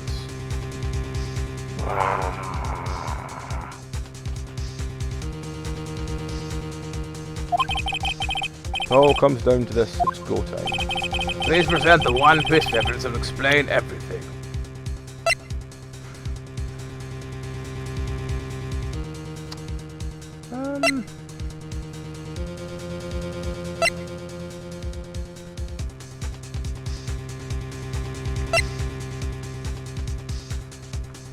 Let's look at profiles again.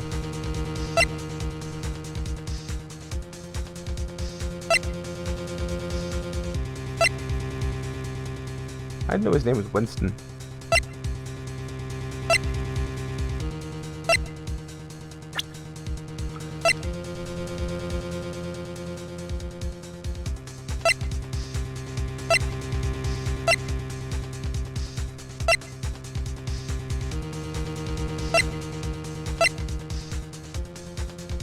Let's just look at these pictures again.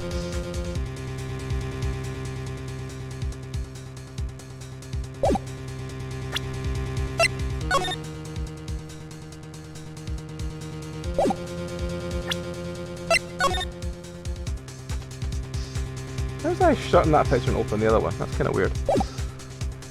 Can't look at that, can't look at that.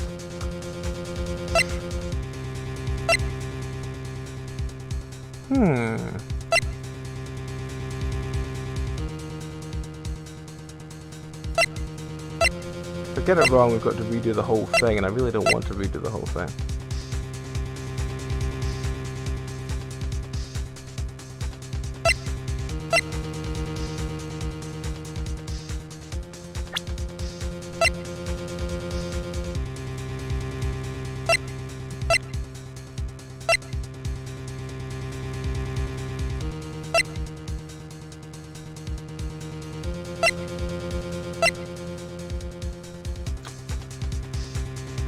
Part of me has a feeling it's him.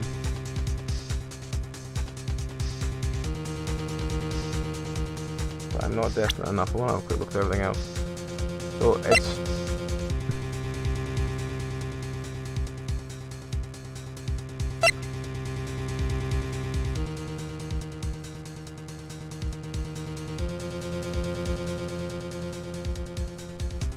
But if he's found his phone, but we have a list of the exact same numbers and stuff, even if we've cleared that one, then it should be fine, right? We'll do that.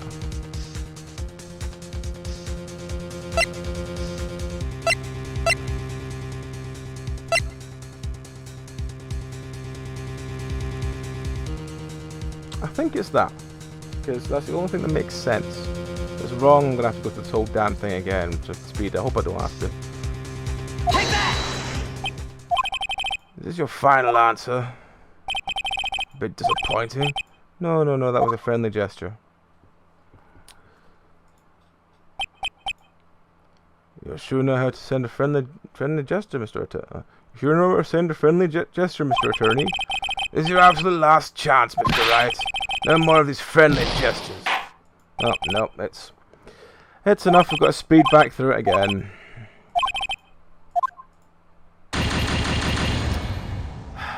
I have to speed through it all again. I'm hoping that they don't make me have. Then again, I would have had more life if they didn't hold back the profile thing. Okay, well, let's continue. Yep, let's speed through this.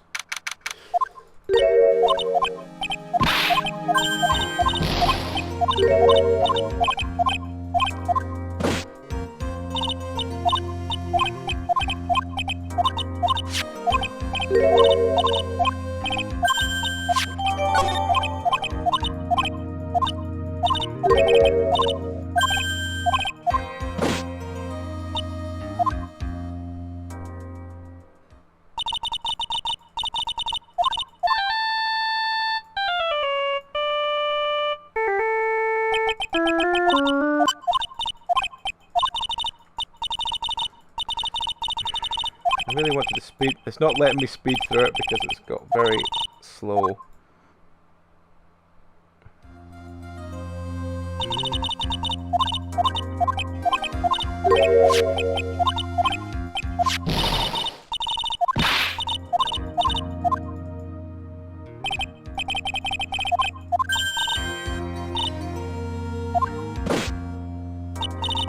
I really wish there was a way to get to a save point further on, rather than having to go through everything, especially when you get to the last piece. But I suppose that's part of the shenanigans.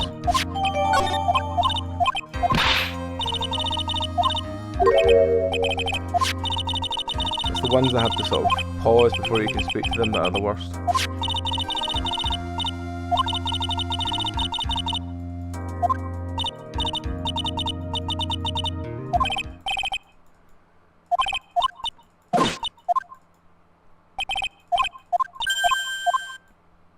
Right, we've got back in the courtroom. Now we should get quite a while of this.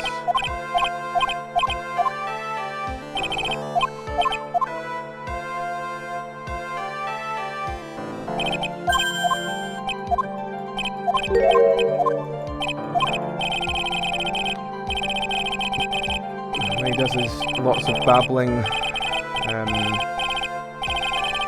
Can't speed it up anymore.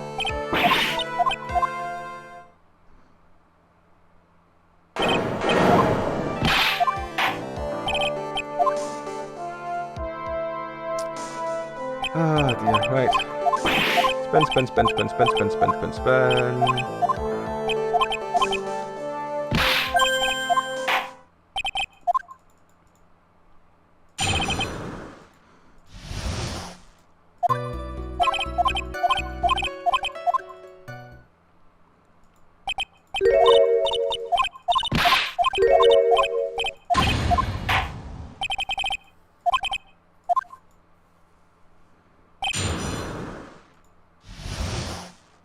Now we need to remember what we said at things.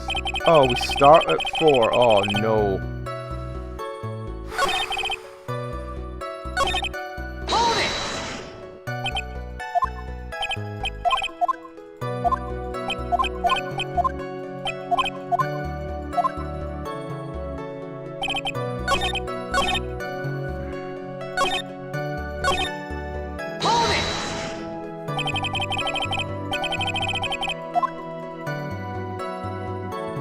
There's a lot of shaking his head.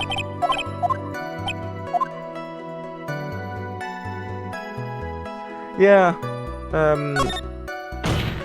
it's the only one that does have an unused thing, but then again, this does have a habit of sometimes you end up with evidence that's just not used.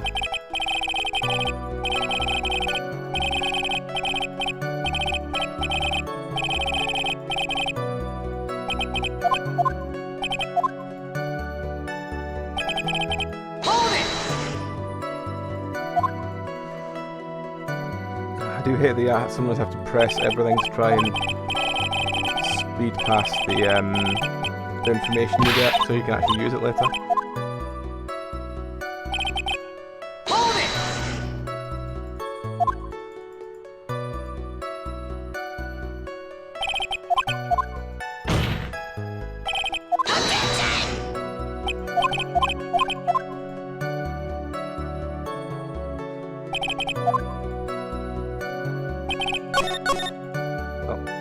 To check the last two. One was a bananas one, so I know that that's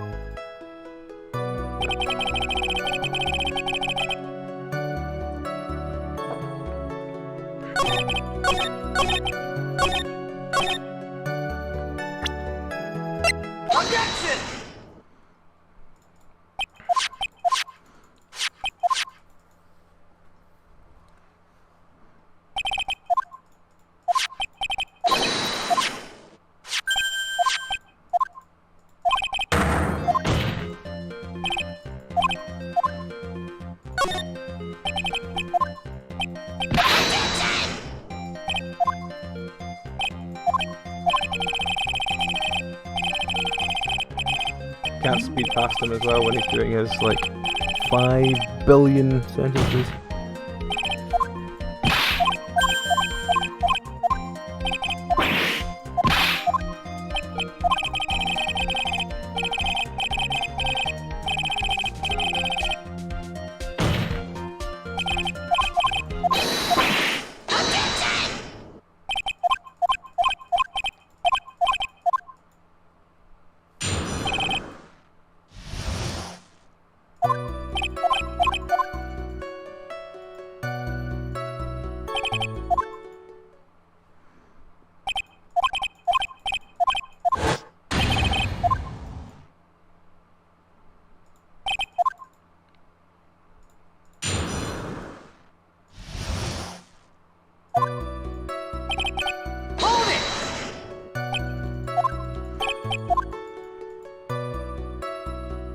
I get really annoyed with him shaking his head every so often because I just want to get past the game.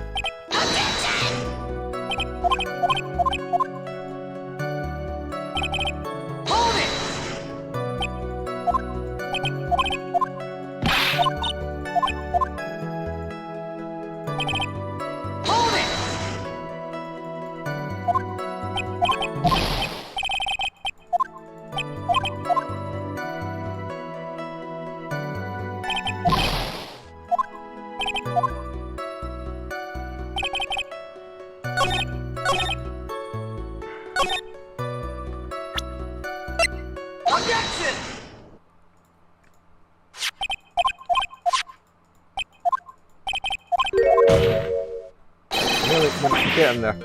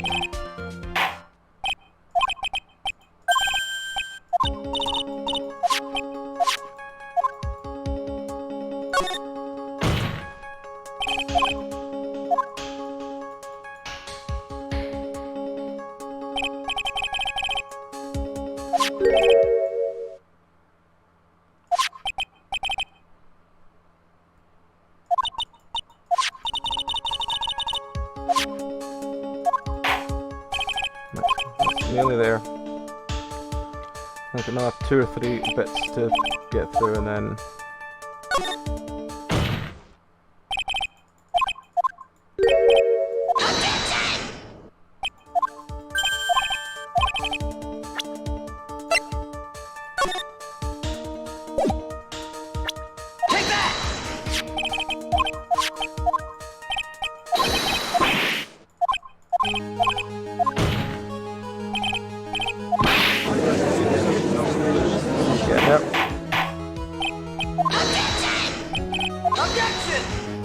Lots of objection shouting while we try and speed past this.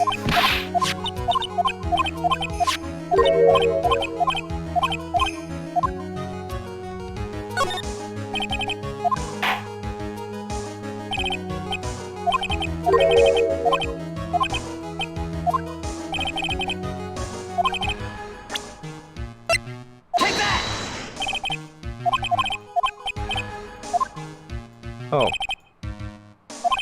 Oh, fuck's sake, I've done the mistake I did the last time.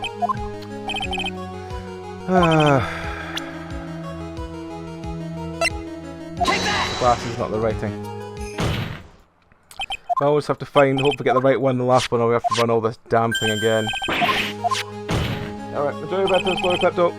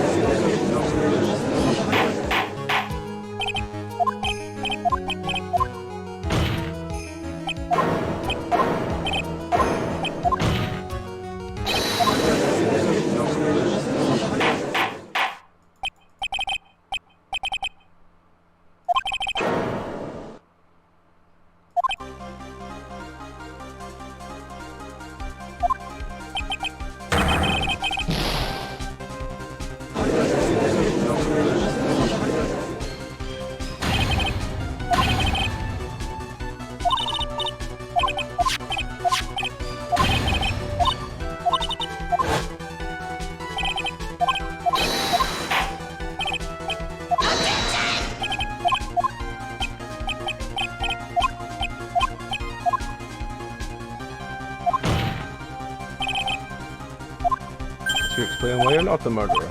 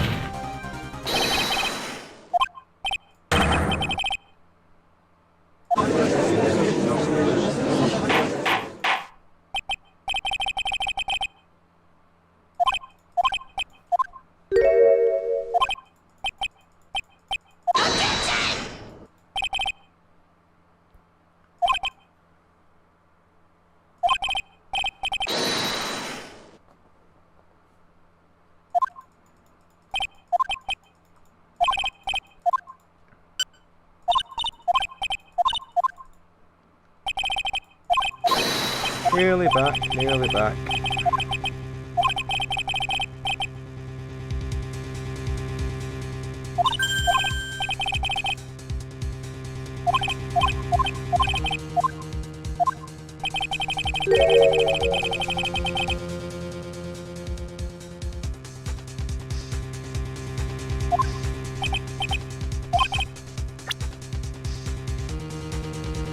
Was there something that didn't agree with the witness? That was the profile of the cop.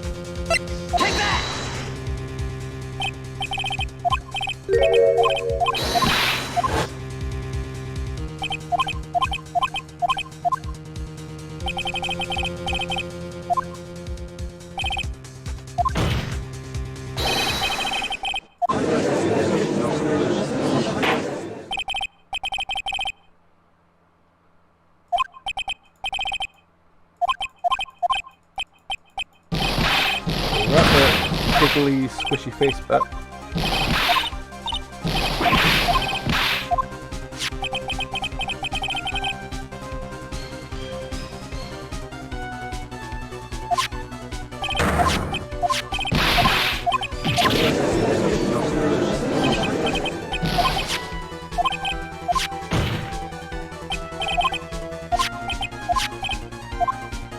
Well, let's take the fingerprints.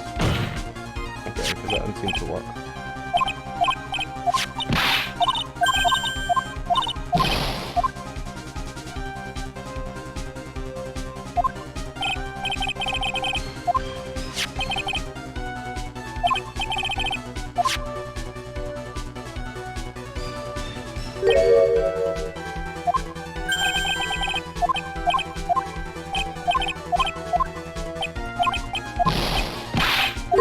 Doing its wobbly face again.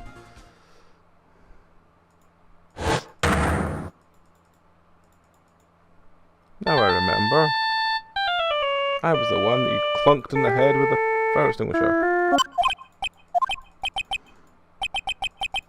Right, we're nearly back to where we were. It's taking us like 10 minutes to get back here. Oh. Right. I mean...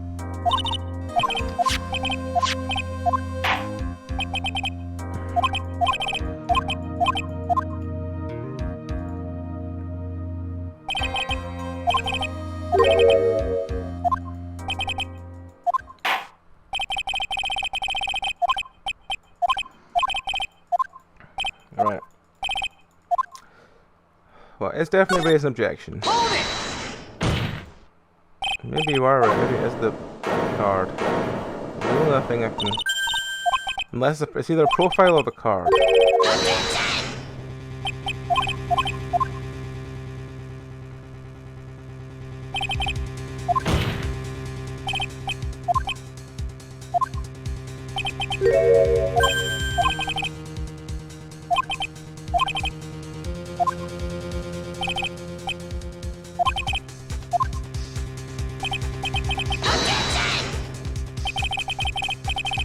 Yeah.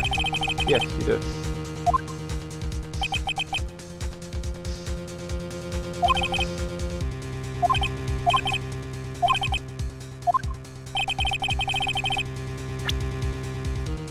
Well, I mean, he does. Let's try the business card. Very worst, we just have to do the whole. Why, thank you. How nice. Please have one of mine. Judge's business card added. What am I doing? This isn't time to exchange business cards. Your Honor, there is something very important about that card, and that is... Not just the back of the card. The card is very important because of what's on the back.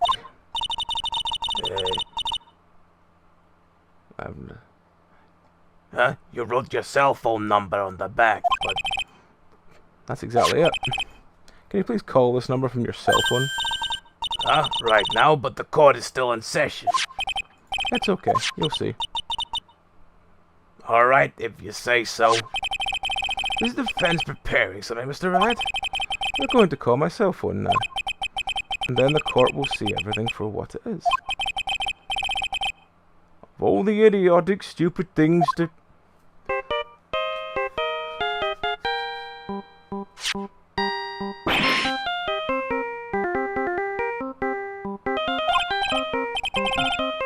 Why is my phone? What's with the stupid sounding ringtone? Beep. Mr. Wellington. How strange.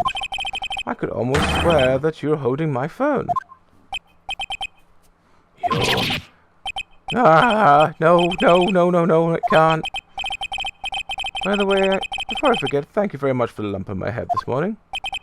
I don't think I need to explain any further except to say, when you went to retrieve your cell phone, you mistakenly took the wrong one.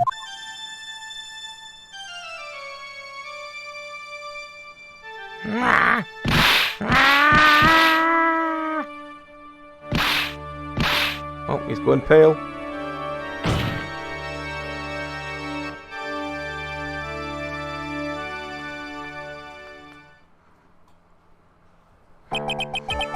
So that's what happened. You were knocked out by Mr. Wellington? He's a man who lives in his pride and self-image alone. In order to hide his involvement with the con archer strip, he has to become paranoid, and has lost all ability to make rational judgments. But then, Mr. Wright, the phone you're holding... It's Mr. Wellington's, naturally. Speaking of that lad, how is he, Mr. Payne? He was arrested and been taken... away, Your Honor. Very well. Now then, this court finds defendant Maggie Bird. Not yet. Ticker tape time.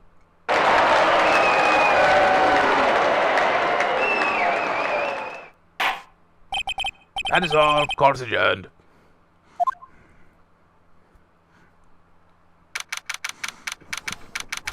September 8th, 2016. Oh. I knew... Try and get her accent right. It was proper nasal. I knew the real you would shine through eventually. I am so moved by what you've done for me, sir. Thank you so much, Mr. Wright. I really feel bad for Dustin. He didn't do anything to deserve this. It's probably because of me. Huh? My whole life has been nothing but a whirlwind of bad luck and failures. Your whole life? It can't be that bad, can it? Since I was 6 months old, when I fell from the 9th floor of my apartment building. I've been hit by all sorts of vehicles, got sick from all sorts of food, failed at almost every test I've ever taken, experienced every kind of disaster, and never won or even tied a game of tic-tac-toe. My life has really been nothing but a string of disasters. That is pretty bad. Up until I went to college, I was known as the goddess of misfortune. And then at the academy, everyone called me Lady Luckless. How did you get into the academy if you failed everything? Seems a bit counterintuitive there. Never mind. Lady Luckless? What's worse is as my misfortune always seems to latch on to those around me. What do you mean? When I see someone in trouble, I always try to help. Ah, that's right. You were talking about this earlier. It happened again recently too, sir. There was an old lady pacing back and forth at a pedestrian crosswalk. I gave her my hand, and before I knew it, we were having dinner at my house. Oh. I'm sure that Dustin's gone because of me. That's not true. That glove didn't even have any sort of special meaning. It was just a present to say thanks for covering one of my night shifts. Oh, I see. Everything is my fault, Dustin's death. Your head being all messed up. Well, don't think my head is messed up that much yet. I'm going to find a new life for myself starting now. Next time we meet, I'm sure I'll find our ocean's worth of good luck by then, sir. Yes, after all, the goddess of misfortune is only a name. You bet. I'm gonna make it, I promise. Next time we meet, I'll be an unlucky person instead of a goddess. Yeah, that's the spirit. Well, Mr. Wright, I should get going. Okay, good luck to you. Thanks. You take care of yourself too. What a horrible day. I've gotten my memory back, but things are still a little fuzzy. But you're okay, and that's what counts. You really had me worried. Come on, let's get back to the office. This might sound bad, but who are you? What? I thought you said you got your memory back. That moment, everything really did come back to me. Detective Gumshoe, he's someone I've had clashes with in the past during certain cases. But he's also been a good ally doing explaining who the characters are. The judge, he's a lovable, kind old man who's easily swayed by other people's opinions. But in the end, he always comes up with the right verdict. Well, as long as I don't get it wrong. This person, I haven't got a clue. He seems to know me, but maybe he's mistaken me for someone else. And this girl, Maya? You finally remembered. This is Maya Fey, my assistant. That's right. So many unforgettable memories about her who left it midway through the last game. Earth to Nick, what's wrong? You keep staring at me. Don't tell me you've missed me. Well, yes, I suppose I have. I feel like I haven't seen you in ages. Oh? Well, I'm back now, so it's time for us to create new memories together. Alright, sounds good. Come on, Nick, let's go to our usual burger joint. Okay. I hadn't even been that long she came back. Well, okay. And that story began one rainy afternoon 2 months ago. Episode 1, The Lost Turnabout, the end. So it's only taken us basically 2 hours to finish chapter 1. Brand new episode has been added. Reunion and Turnabout. Oh god. Looks like another spirit medium person.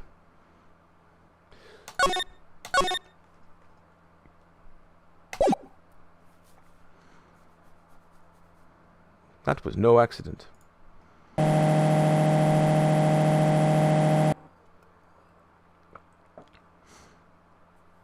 I was drugged with sleeping pills. I was murdered by that person.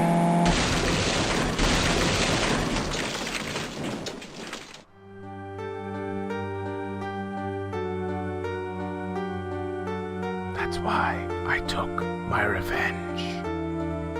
It's only fair, isn't it? In it.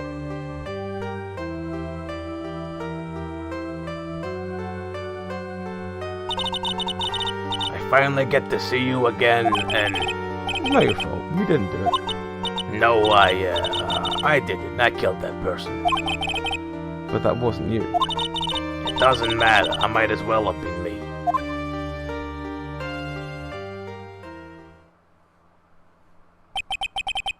Can't believe something like this happened. The events of that gloomy rainy afternoon have started this whole mess. Keep playing through my mind.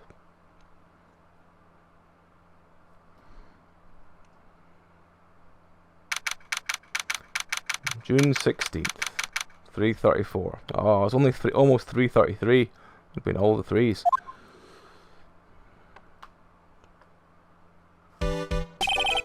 Oh, I need an accent suggestion for this boy. Let's see, any accents we haven't done yet.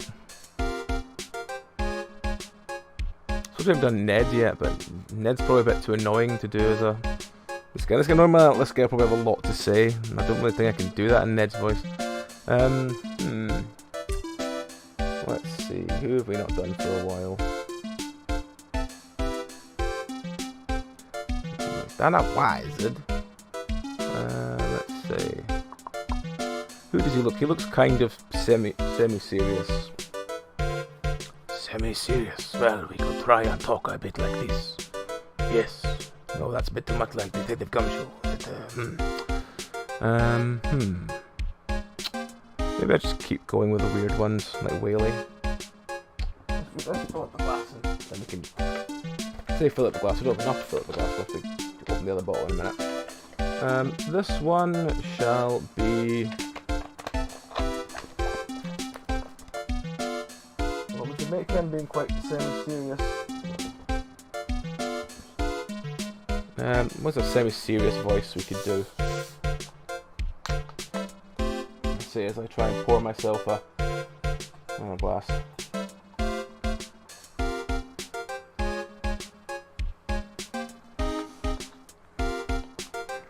I mean, I could always try and do the Kermit voice.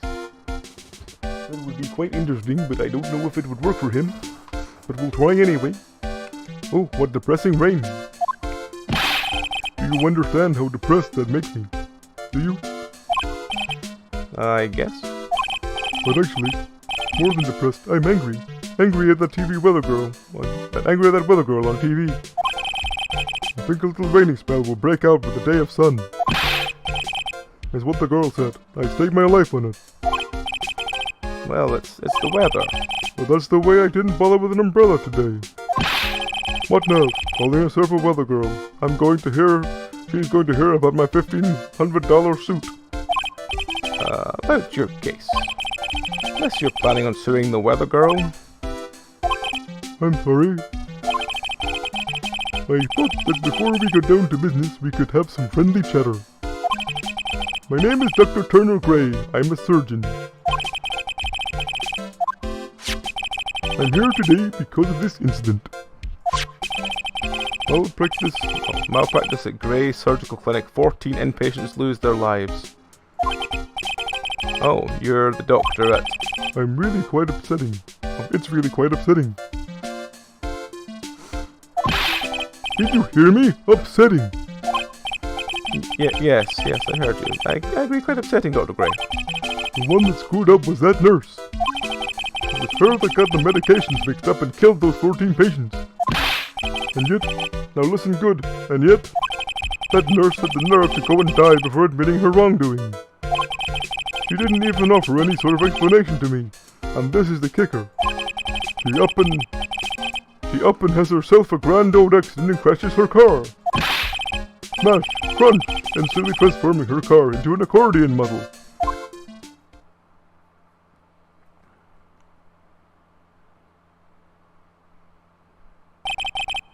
That's right, about a year ago the tabloid shows were talking about it. 14 victims of medical malpractice and a serious fatal accident. The rumours Dr. Gray had actually caused the crash. People said it was forever Hyde, the person responsible for the malpractice incident. Why would I? Now, I'm just gonna say this just once. Why on earth would I want to kill that nurse? She's the one who killed those 14 patients, not me. I think I need to take a deep breath, Doctor. Well, I think you need to take a deep breath, Doctor, and focus. More to the point, this case is over a year old. Why bring it up now? That's simple, because the situation is slipping out of my grasp. This just won't do. My clinic isn't seeing nearly as many patients nowadays. Do you understand what that means? It means they're not coming to my clinic. So, what would you like me to do about it? I want you to help me prove I'm innocent. You do realize I'm a lawyer, not a private investigator, right? No, this is something only you can do. Mayor Fay, you know this girl, correct? I heard you were working under her for a little while. Well, yes, I mean... Hey, wait a second here. I worked under her? Yes, am I wrong? She told me. I'm not quite sure if... Well, we worked a few trials together. If she went back to her hometown to undergo more training. Oh yes, I heard. It must be very lonely for you. What? Wait, I'm not... You must be an extraordinary girl to handle such rigid training. Huh? I have an acquaintance who knows a lot about the mystical sort of things. He's the one who introduced me to Miss Fay. And I've already set up an appointment. For what? What else? A channeling. I'm going to have her call the spirit of that nurse that went and got herself killed. Oh.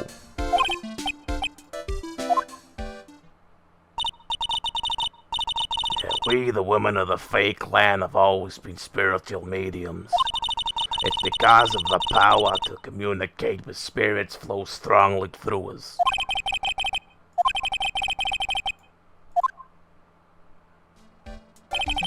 Not counting training, this will be helpful. I'm turning into whaling. Not counting training, this will be the first time channeling a spirit.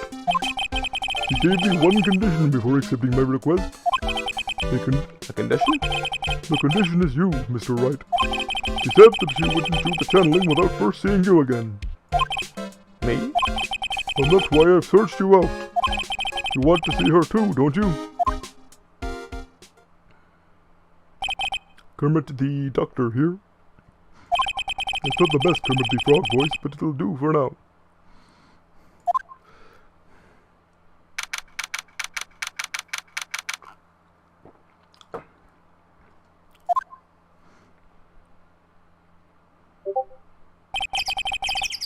This is Korean Village, Maya's hometown. God, you're quite frightening. Why, hello there. What an odd little girl. Need a voice for this if it is someone random, but we'll just do a weird voice for now. Hey, wait up, Pearly. Someone else is going this way. Nick! Maya, how are you? It's good to see you again. Wow, I didn't think you'd really show up. It's not that big a deal. You made it sound like you were so far away. Well, maybe I exaggerated a little. Only 2 hours by train. If I known you were this close, I'd have visited more. No, you're not allowed. I already decided, you know? Till I become an adult, I have to work hard and be strong by myself.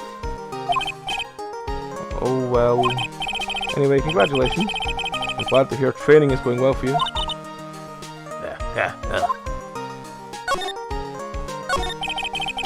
Looks like you're finally becoming a full-fledged medium, taking on your first job. Yeah, I didn't think it would be this soon. But this case, do you know the messy story behind it? Hold the power of Maya Intelligence Network. Let's see, 14 people died because of malpractice on Dr. Gray's part, right? And to pin the blame on the nurse, he killed her in what appeared to be a car accident. Huh? So what is this Maya Intelligence Network anyway? The tabloids. That's what I thought. I'm just pulling your leg, Nick. What really happened is the exact opposite. I heard all about it from Dr. Gray. Oh, come on, Nick. I wouldn't take a crazed killer as a client. That's way too scary, even for me. So this is your hometown now, Maya? Yep. Korean villages. I've heard people call this place Medium Valley, too. Interesting. So everyone that lives here is a spirit medium? Pretty much. Most of my ancestors were too, I think. Actually, only the women of this village are mediums. So what do the men do? They usually work someplace outside the village. I want to ask you about the girl I saw earlier. Do you know her? Oh, do you mean Pearly? Pearly? Pearly Faye, she's my cousin. Ain't she adorable? Just like yours truly. Cousin. Wait, that means is she also a... Yep, she's a medium too. Pearly's a real genius when it comes to channeling. I see. I hope I didn't scare her when I tried to talk to her earlier.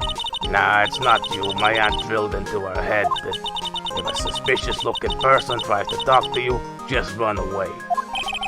Suspicious looking? Well, you're not wearing training clothes for a start. Of course not. Pearly is my aunt's most valued treasure, so she's not allowed to go outside of town. She doesn't know how much the world outside of Korean Village. Aunt? Pearly's mother is my aunt, huh? Come on, Nick. Well, Nick, I gotta get going. It's about time for my channeling to start. Huh? Oh yeah. I'm doing the channeling in my house, so come on in, okay? After I'm done, we can grill up some juicy burgers. Alright, good luck, Mayor.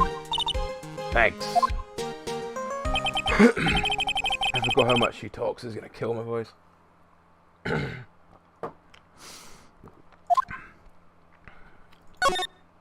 we actually look at anything here? A giant rock seems to be reaching for the sky. Sergeants are beat up old sign. Crane boulder. It's a really complex explanation written here, but it's a long story short. It's a big stone for spirits to live in or something like that. Alright, okay. Let's just move to the meditation room. Fey Manor meditation room. Mr. Wright, I'm so glad you showed. Some nice weather we're having today, aren't you happy? No, not at all. That stupid weather girl made the wrong call again. It will rain cats and dogs today, she said with a straight face. I can't believe they allowed such misguided reports on the public airwaves. Looks like we're talking to the guy. But anyway, this is a splendid manor. I was given a guide map to this building. Here, Mr. Wright, have a copy for you too.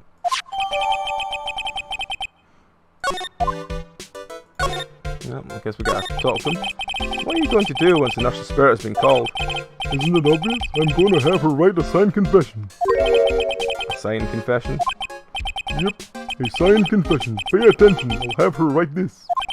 1 year ago, on May 2nd, 14 patients died due to my negligence. And then, on May 24th, I fell asleep at the wheel and died in a car accident due to further negligence. I'm so sorry, and I apologize for being negligent. That's what I'll have her write. I know I'm sounding a lot more like Barney Rubble now, but I'm going to try my best. In the confession, the rain falling on my soul can finally stop. Oh, I see. So how did you hear about Maya Fey? I heard about her from an acquaintance, a girl studying the occult at the college. That girl introduced me to the village. This is the home of the Currane School for the Channeling. The home, huh? And Miss Maya is daughter of the master, I hear. Master? Anyway, do you see that door? That's the room where people I meet and spirits meet. Miss Maya's aunt is in there right now. Would you care to meet her? Sure. I guess we go to the channeling chamber then. Oh. Wow, there's such a strange atmosphere in here. The flickering lights. I guess they're candles. Well, how? Okay. Oh God. But sir, who might you be? My name is Phoenix Wright. Oh, you must be that good sir. Good sir? Definitely. You are a lawyer, are you not, good sir? I have heard much about you from Mystic Maya. Is that so? I am Mystic Maya's aunt, Morgan Fay. Surely should be Mystic Morgan. Maybe they all just take alliterative names. Nice to meet you. Ah, I always wanted to speak to a certain incident, good sir. It would seem that perhaps you ask too much of Mystic Maya in performing your duties. Most unbecoming, I'm afraid. Huh? Don't tell me you have already forgotten. That it was not for Mystic Maya and her assistance you surely would not have won.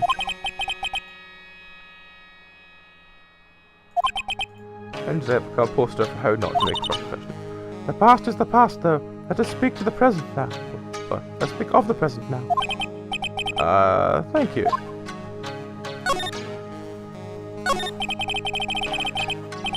So why do you believe Mystic... Why do you add Mystic to Maya's name? Isn't that a little strange? Oh, Made her angry. good sir. Yes? How dare you be so rude and disrespectful towards Mystic Maya? I'm sorry? She must be addressed by her proper title, good sir. You may call her Mystic Maya. So about Mystic Maya. It is It is the blood. Excuse me? Blood? Mystic Maya carries the blood of the master. In actuality, she's the only one remaining. Only one remaining? What's that supposed to mean? Mystic may as the last and rightful heirs of the Korean channeling technique. Okay then. Where do you stand? That is a little more complicated. Although a woman of the Fae clan, I am merely a member of the Branch family. Branch family? What's that?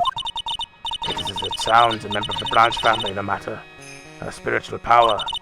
She can never become the master of the Korean school.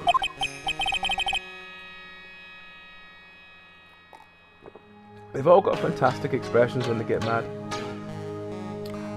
So how strong are you? It is a shame, however, I will admit. I cannot even begin to compare my lowliness to the power of the masters. So today's channeling will be her first? Yes, good sir. Because the spirit of a person who dies in a traffic accident is usually very strong. It is usually easier to call that person to our world. Or maybe send them a spiritual email. The channeling will take place here in the channeling chamber, good sir. As you can see, I am in the process of preparing. So this room is the channeling chamber. A place where a spirit medium speaks to those who have departed. I don't suppose you'd mind if we observe the session. So you do not even think of such nonsense. Only the medium and a client may enter here. Oh? The secrets of the Korean technique cannot be seen by just anybody. It is also for your safety, good sir, if something were to go wrong. That is why, when channeling is performed, that heavy door is securely locked. Oh, that's what the lock is for. Oh yes. I wonder if you have yet to meet Pearl, good sir. Pearl? She is an adorable, angelic young girl. That's odd. She is my daughter. Now then, what was it you were about to say? What a cute daughter you have. A pure heart that knows not the evil of the world, evils in this world, a powerful thing, good sir. Please refrain from affiliating with her, I request. I must insist and stress that you not let it occur. Okay, I get it.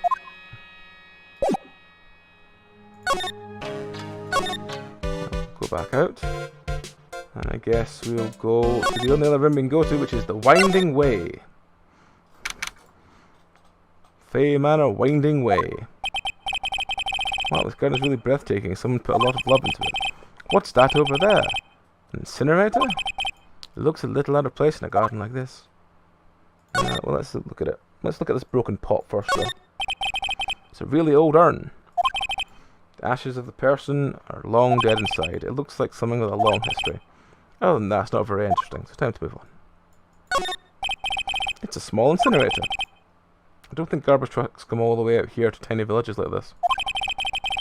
So every family has to burn their own trash, killing the planet one day at a time. A splendid garden with a small lamp and traditional decorations. It's a bit small to walk around in, although that incinerator piques my curiosity. I did not realize peaks was spelt like that. Never seen it written down before. Anyway, what's over there? It looks like there's a room over there too. A peaceful feeling is emanating from it. Well, I think that's all we can see. We don't do much else, so let's see if we can go anywhere else. Oh, the side room, the meditation room. Let's go to the side room. Side room. So this is the side room. It looks more like a break room. There's bedding spread out on the floor. It looks like someone's sleeping in one. I shouldn't disturb them. Yes, you should. You totally should.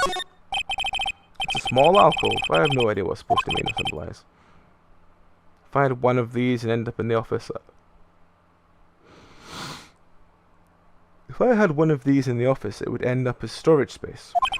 But here it's decorated with some pretty flowers and a beautiful hanging scroll. There's bedding spread out on the floor. Is that someone sleeping in one over there?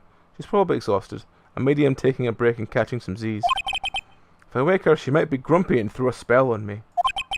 It's probably not a good idea to it's probably a good idea to not disturb her. Okay, what's this? What's the elephant? Oh, it's a bear. Oh, it's a decorative wooden bear. There's a plate attached to the base. Korean village, the heart of channeling. What the? It's a souvenir. So does that mean it's easy to spot bears here, and for them to spot you? Always know where your bears are.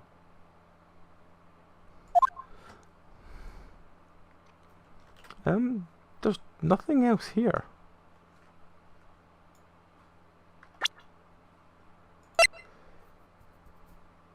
Okay.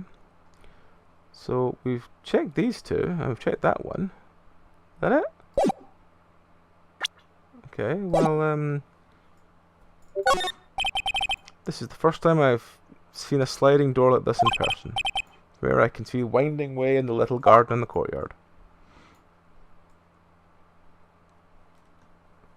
Well, there's not really anything else here. I kind of thought there'd be something. Oh, there's a pole, but we've already looked at it. Alright, well, I guess we'll exit. And maybe one of the two idiots we've met before. Hey, you, hold on now. This gal's got a few questions to ask. Okay. If we don't know this person, then we'll have to assign them a new voice. I'm sure I've heard that southern accent before somewhere. Oh god, it's her. What accent did we give her before? I can't remember. Oh, I remember she was carrying. Oh, well it be, it's Mr. Phoenix Wright. How y'all been? I haven't seen you in what, a year? You are, a lot of heart. Sure, you're a lot of heart, right? Bingo! I'm the one and only paranormal photographer. A lot of heart. Oh, and I guess you're still at it, being a photographer, I mean? Of course. And today I'm gonna get myself a real scoop. Y'all wait and see. Oh, that's right. They say no time to be wasting time. The channeling's about to get started. Is it that time already? We all should hurry up and get to the meditation room. What are you waiting around for? Come on.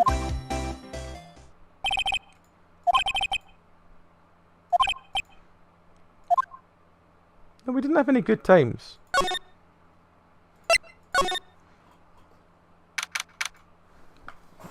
Fey Manor meditation room.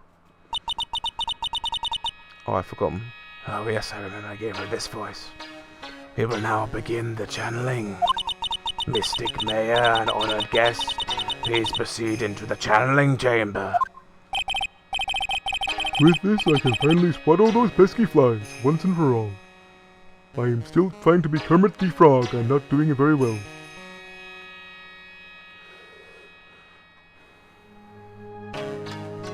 Yeah, the first expressions are very weird at times.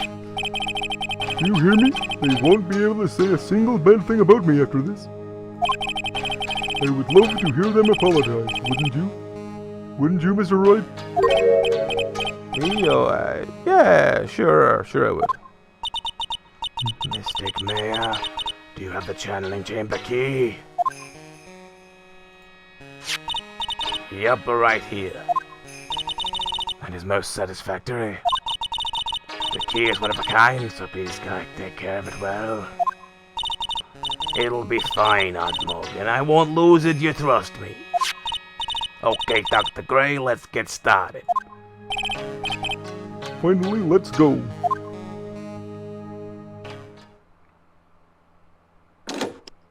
Click.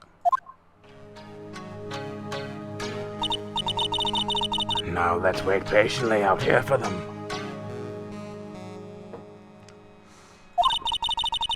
Please have some lovely bitter green tea and jaw-droppingly large strawberry dessert. Hold on now, Granny. Granny? How come we ain't allowed here in that there room? Dear madam, you have an impressive grasp of English. From where did you learn it? What? I'm from the heart of the Heartland, otherwise known as Karenland.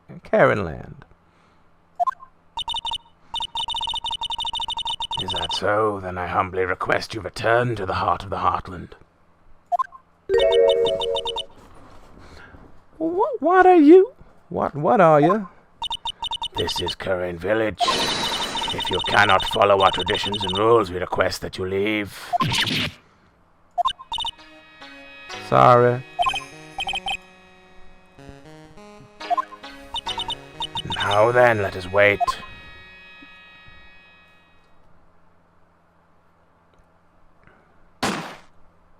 Bang. Hey now. What was that just now? Came from inside the channeling chamber. Bang. Hey, that's a gun. That's the wrong accent again. There we go. I got it now. Hey, that's a gunshot. Excuse me. I heard that sound before. It's a gunshot. I bet my afro on it. Oh, good God. I bet my fro. Mayor's in there. Let's break into the chamber. Mr. Lawyer, what's the plan? What else? We're gonna break in. What? But there's only one key and that kid's got it. I'm gonna have to break down the door. Is that alright, Miss Fee? I'm gonna have to do something serious. Can we? Maybe? Possibly? No? Okay, you're very scary. No, people, girl. Well, yes, but there is one matter. That is... Don't try and stop me. You can send the repair bill to Phoenix Wright & Co. law offices later. Yeah, now that's what I call being a man. Slam, crash. Slam, crash. Dr. Gray's dead. Thank fuck, I don't have to do the camera of the fog voice anymore. No, click is spelt wrong. I was murdered. Mia? That man murdered me. So I killed him. What? Click. A lot at a time like this. Times like this are perfect for snapping up photos. But anyways, what's going on in here? This gal, is she Maya? Step away from there. Step away from there. Please leave this area to me. Go quickly and inform the police. But... Hurry, before there are more victims here. Hey, let's go, city boy. Leave this to the granny.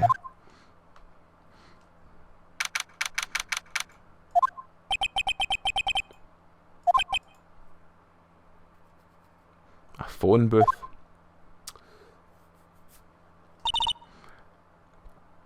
And they're on their way.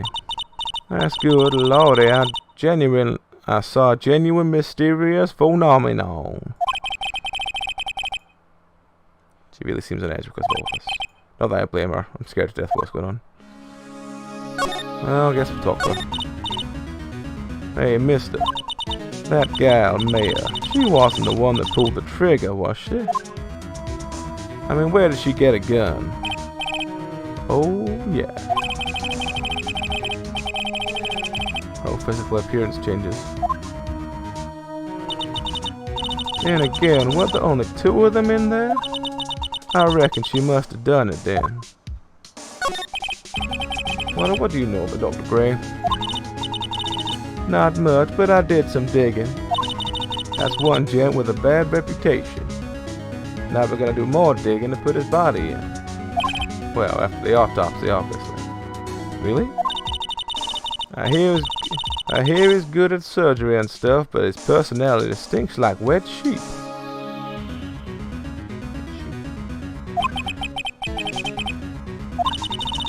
He's really controlling. soon as his nurse or patients don't do what he wants, he starts a hollering. Must have been real rough to work with him.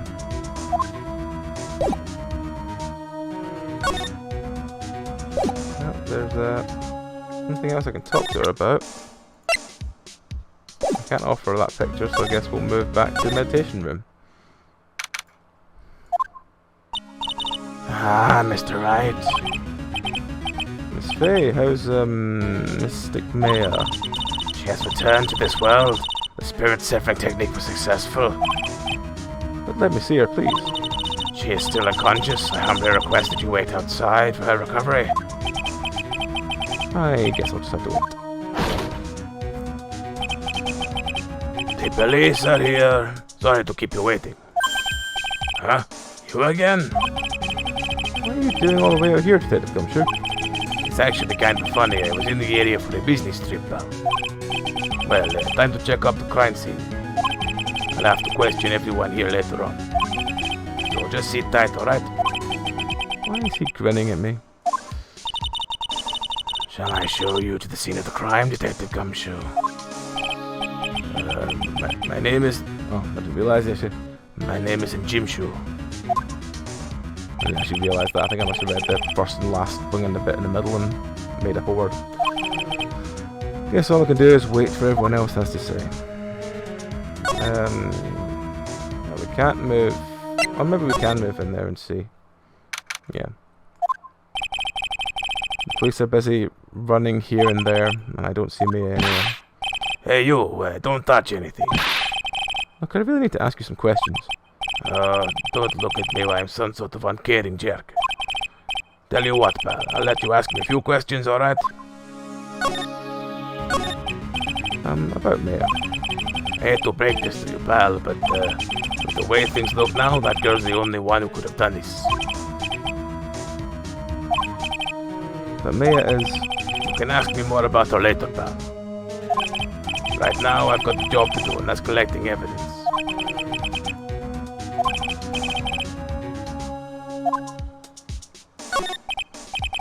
So Dr. Gray was shot with a gun, huh?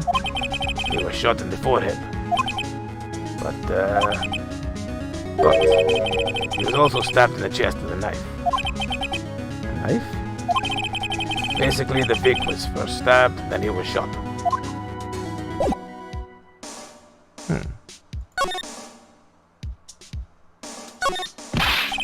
Hey pal, no touching without my permission.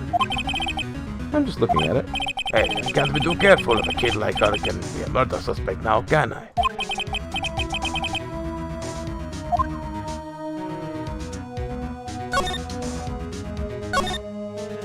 Oh, well, I guess we can't do anything there, so I guess we'll move, unless he's got anything else we can talk to him about.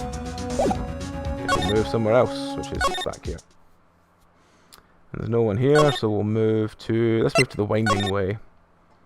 There's no one here, so we'll move to the side room. Oh, got a thing, so must be something useful here. I'm pretty sure there was someone sleeping here earlier. Like, how can I help you? Oh, good God. Alright, accent for them. If anyone's got a suggestion, please chuck it up. Otherwise, we'll just roll an idea.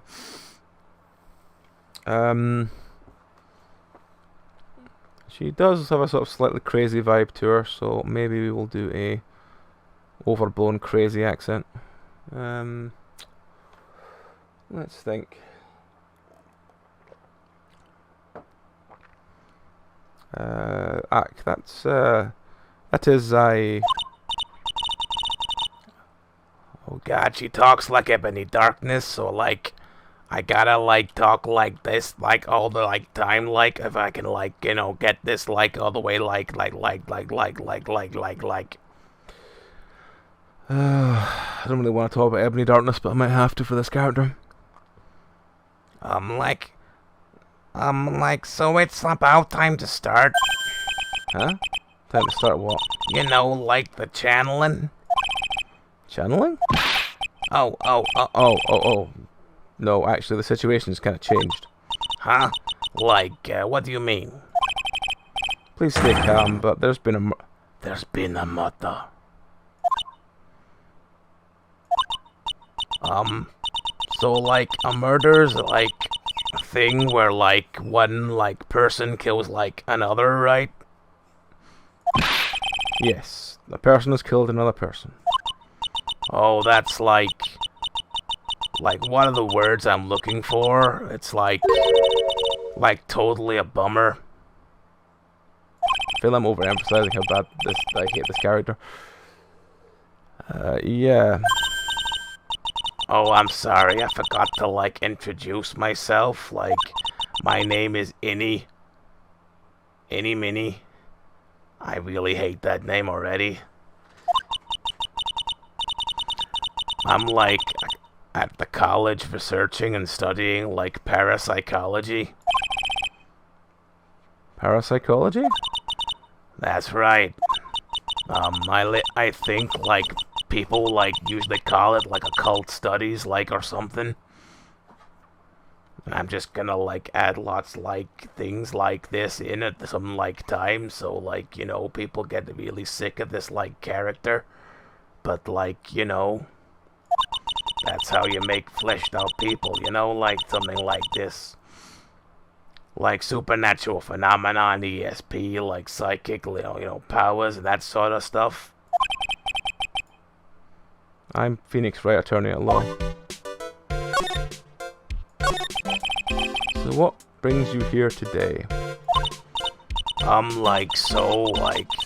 was the one who told Dr. Gray about this place, like, he asked me, like, do you know a good spirit medium, like, and I'm like, you know, cause, like, talking to the dead people on, like, multiple personalities are my thing. I see. Then why were you taking a nap here? Like, I wasn't feeling good. Like, you know, bad karma. Huh? Like, allergic to sesame seeds. They, like, must have been in the food they served for lunch. That doesn't sound fun. So I, like, felt sick and came here to, like, sleep.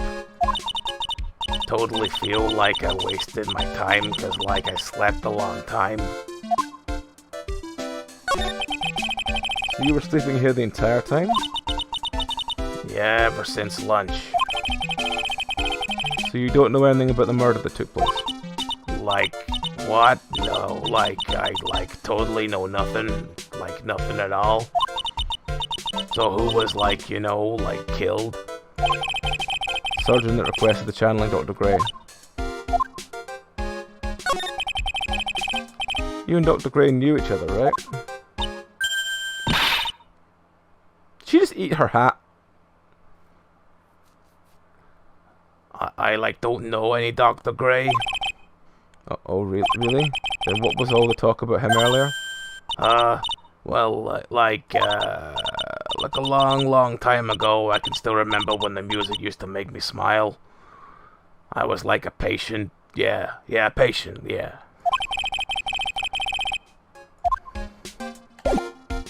Is she sticking her tongue out? When she taps herself on the head, she sticks her tongue out. Well, that's interesting to know.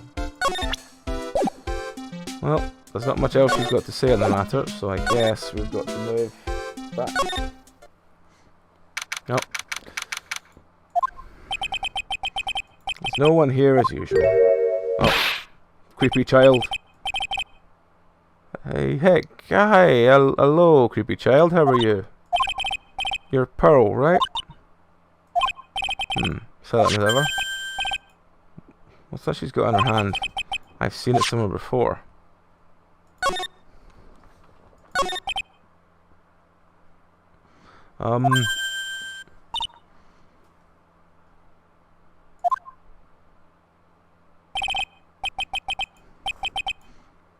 Is it spiky? Not spiky enough. Well, I guess we're moving to the meditation room again. Or front door? Yeah, front door, there we go. She's probably scared out of her wits after a murder took place right by her. Lotta? God! God, don't let me... God, don't let me be next! Let it be me next. Eek. Don't scare me like that. What do y'all mean? You're the one scaring me. If I wasn't so tough, you'd have another dead body on your hands. Mine. Did you see or notice anything that stuck out to you? Nah, well, maybe one thing. What is it? Turns out my poor stomach's not good at handling this kind of thing. Huh? What? Curses and ghosts and stuff coming back to get you. This is just too much, I say. What's too much?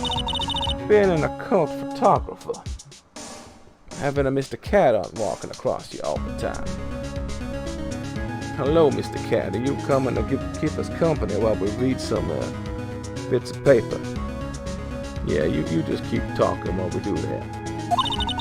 That's some scary stuff, so I think I'm going to try being a celebrity photographer now. Do I have the photos within your reach from now on? More glamour, less gore? What's up? Oh yeah! What was it? I took some hot pictures earlier. Huh? Remember? I took some pictures of the murder scene inside? Hello. Yes. Yes, hello.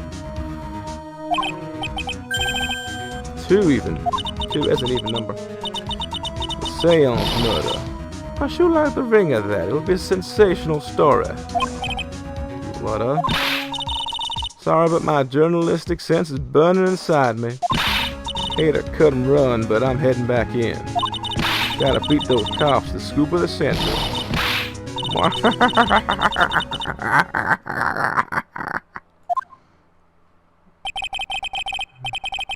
You know who's scarier, lots or the spirits? And why does it feel like we've been through this before? Well, I guess we're going back to meditation room. Yep. Oh dear, madam. You have such impeccable timing. Like, what's all this buzz? Alright everyone, listen up you two, pal.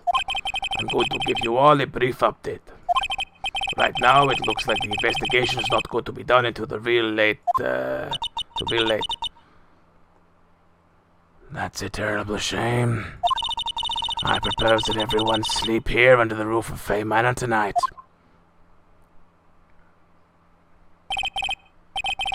What a mess. I can't believe I was crazy this day turned out. Maya was arrested and taken away by the police. And I don't see myself getting any sleep tonight. Then why did you stay then? Hello.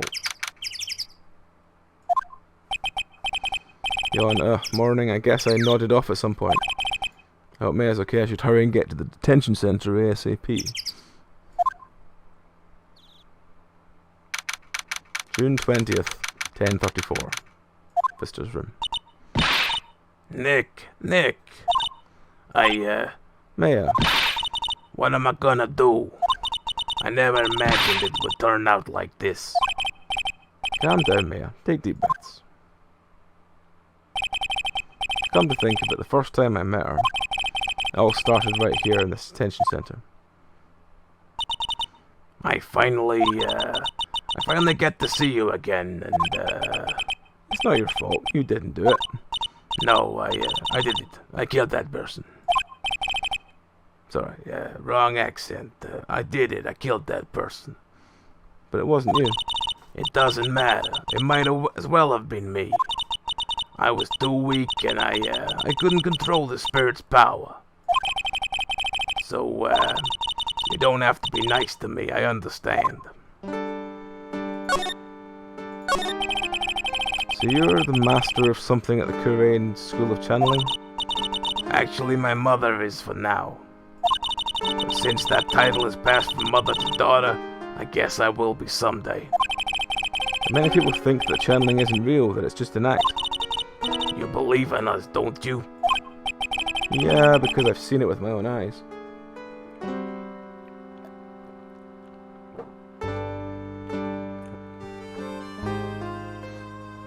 Cat, what are you doing? What are you doing? What are you doing?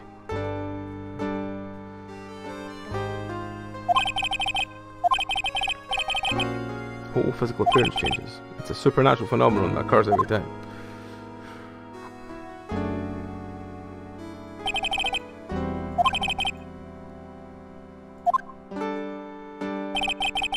His body must have taken on that nurse's appearance.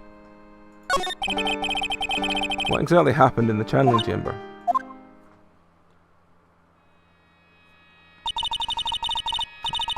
I went into that room with Dr. Gray and locked the door. I sat down across from him. Okay. We closed our eyes and I began the channeling. And that's the last thing I remember. What? After a spirit comes into my body, I lose myself, my consciousness. Then you don't remember. Well, then you don't remember a single thing? When I came to, I was being held in my aunt's arms. And there was blood. Blood all over me. All over my clothes. Oh, but I do remember having a dream. Oh, sorry. Oh, but I do remember having a dream. A dream? What kind of dream did you have while you were channeling? I can't remember it all that well, but I was dead and buried in the ground. I couldn't move, and it was unbearable, really suffocating. It went something like that. I see. There was a really familiar smell, too. Under the ground? Yeah, I can't quite place it, but I know I've smelled that same scent before. Guess all the information I'm gonna get for today. I'll be back later, Maya. In the meantime, please make sure you prepare it, okay? Huh? It? What's it? Document requesting me to be your attorney, of course. But, What's wrong? are you sure? I mean, I'm guilty. I'm a murderer. No one's decided that yet. But I did it. I killed that person. With my own with his own two hands. That's enough, Maya. It's hopeless. If you defend me, you'll lose, I'm sure. Stop it. Help me. Nick, help me. I'm scared. Don't worry, I will. When is the trial? It sounds like tomorrow. Because we got really fast, efficient courts here. Alright, I'm going now. Wait. This jewel. This is called a macadama. It's a magical charm and it's always protected me. Well, apart from now when I'm now in trouble, but let's not get into that. Give this to Berlin, and I'm sure she'll lend you some spiritual powers.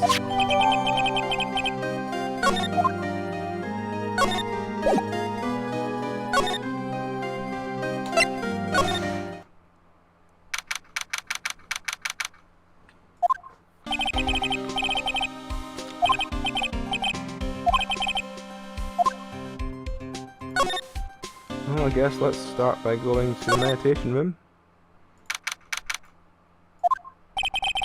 Meditation room nurtures all mediums, young and old. Mediums in training because of the murder yesterday. Let's move to the channeling chamber.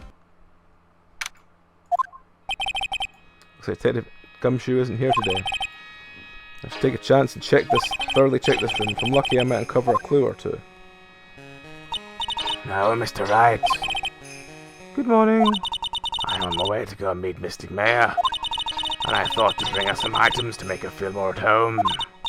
Namely tea, so that you lose your tongue and jaw-droppingly large strawberry desserts. I'm sure Maya will be very grateful. That's Mystic Maya, good sir. Okay. Oh dear, sweet Mystic Maya. Pearl wept constantly for you last night had to die.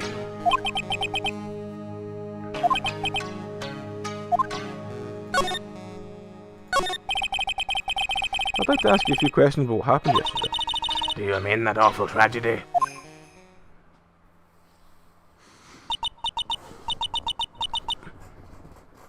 That man murdered me. So I killed him. Maya? Step away from there. Please leave this area to me. Go quickly and inform the police. What happened here in the room after I left?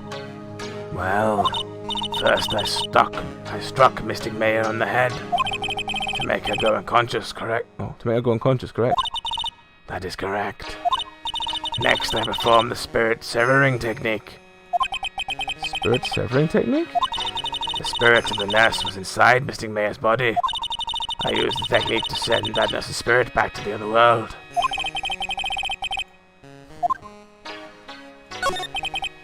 By the way, what is this room exactly? The channeling chamber.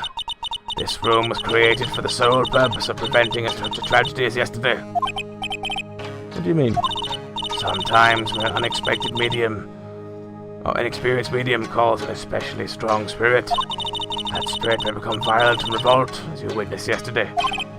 Revolt? But how? When a spirit enters a medium body, she loses her will and herself steps aside. To put it another way, the spirit is Bodying? borrowing the medium's body, good sir. But isn't that extremely dangerous? An experienced medium has little problem controlling a spirit, But Maya, I mean Mystic Maya, that was her first channeling. and that was why I insisted on locking the door. However, I never thought I'd be calling danger upon the client himself. I am grateful that one of her heirlooms was not damaged in the horrible incident. And that would be... The folding screen there, it is the Korean sacred writings. Along with the Korean sacred urn, they are the village's most treasured possessions. If I even found out that something had happened to either one... Oh, the humanity.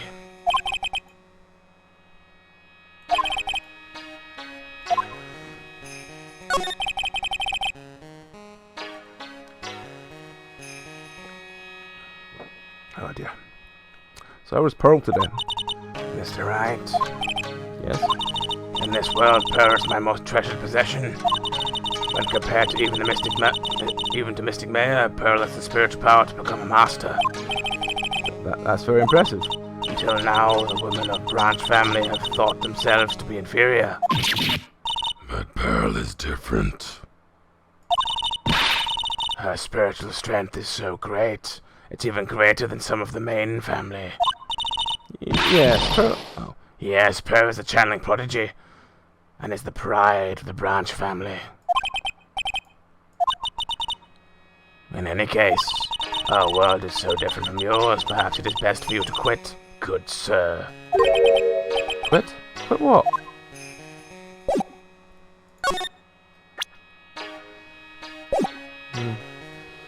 Oh well, let's examine the room then. It's a beautiful and expensive folding screen that looks quite old. Seems to be some sort of sacred text written on it, but I can't read it. This is... There's a hole. Could it be made by the bullet? Folding screen and to the court record.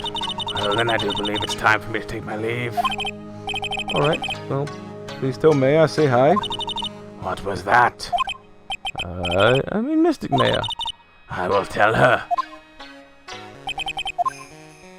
Let's look at... A mirror-like substance and the branches of sacred tree have been set in a predetermined arrangement. I guess they're used for channeling. No clues here. This is where the medium sits. I assume there are 4 panels to this flooring. Straw in the flooring.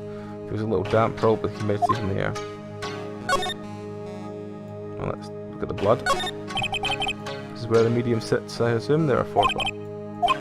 I want to look at the blood. The blood? No, okay, apparently we can't look at the blood. The meditation room is on the other side of this very heavy looking door. The lock on it is broken. Well, I broke it. Doesn't seem possible, but I managed to break it pretty badly. When we want to do something bad enough, most people can do amazing things. Okay, well, is that everything we're going to find in here? It might actually be. Alright, okay, well, let's just check the other half again. What's this? There's some empty space behind the folding screen. The light of the candles can't be reached back there, so it's completely dark. I hope no one is hiding back there. Alright, well, I guess that's a hint what's happening with there. Alright, well, I guess we're moving then. Let's go back to the meditation room. And let's go to the winding way. Oh. Little Pearl isn't here today. Maybe she's at school. Well, let's move to the side room.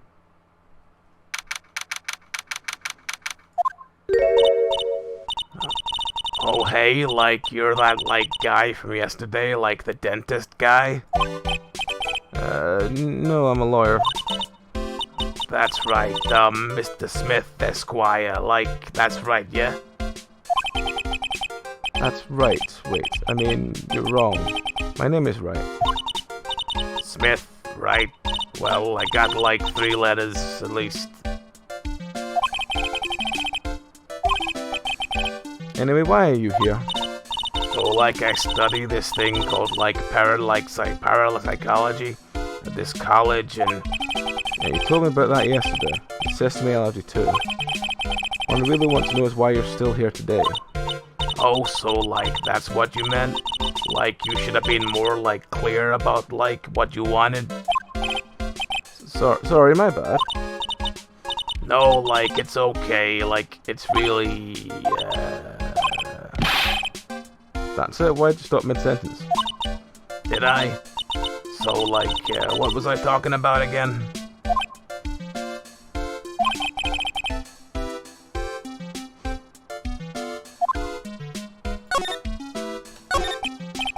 So, why are you still here today?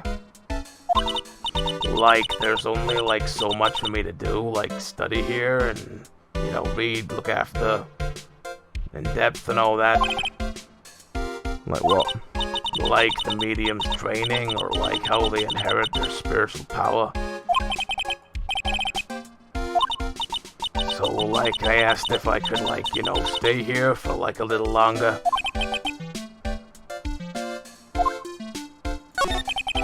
Have you heard about the murder? It's, like, totally scary. She said with a silly smile plastered on her face. So, like... So, do you know anything that might help? Somehow I don't think she's a grip on reality. Okay.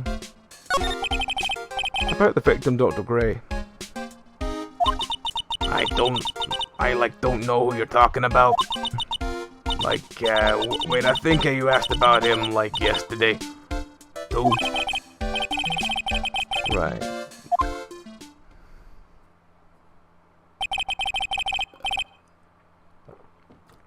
You and Dr. Gray knew each other, right? I like, don't know any Dr. Gray. Oh, really? Then what was all the talk about him earlier? Huh? Like a long time ago. I can still remember when the music used to make me smile and like I was a patient here. Yeah.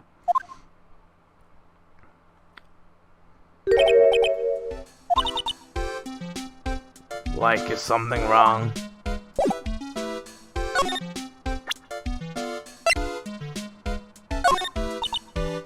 Like, I'm really sorry, but I know, like, your heart's set on it, but I can't, like, take it.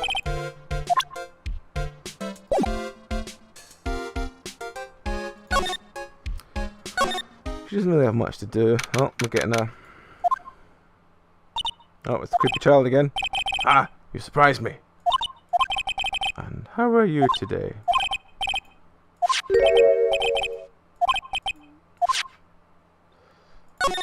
I'll give her the weird thing.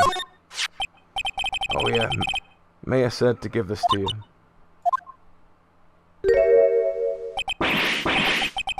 Ah, I'm in trouble now. Morgan sees it like over the next one they're channeling. That's Mystic Mayors. Huh?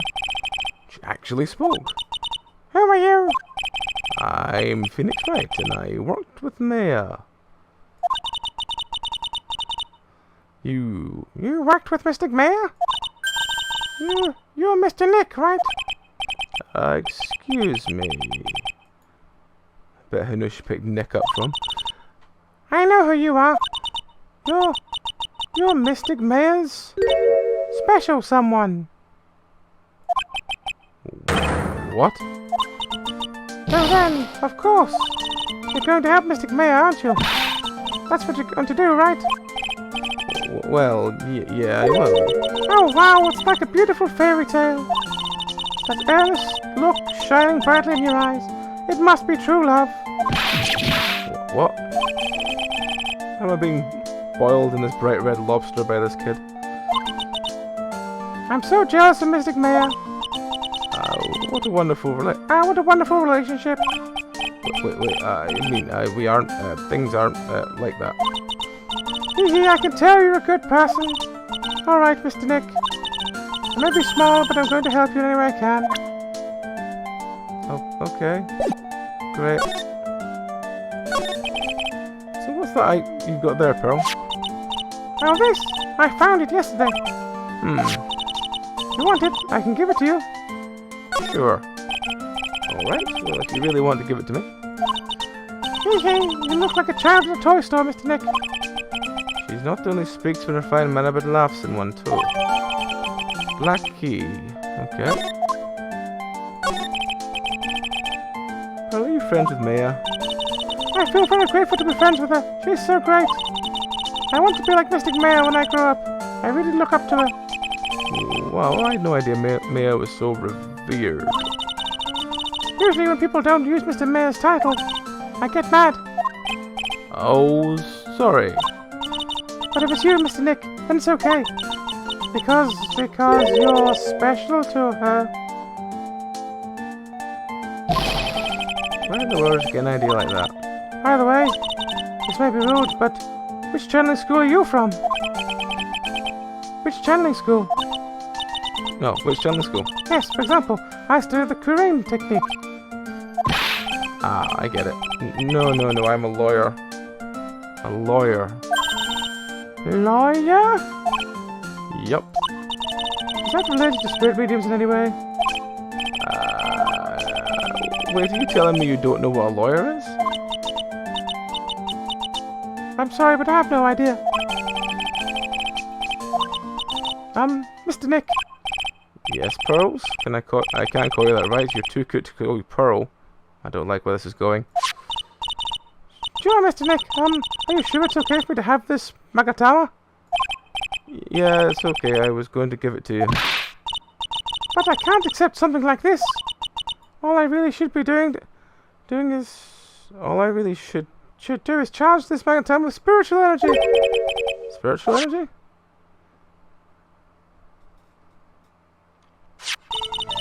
Please take this. I'm sure it'll be helpful.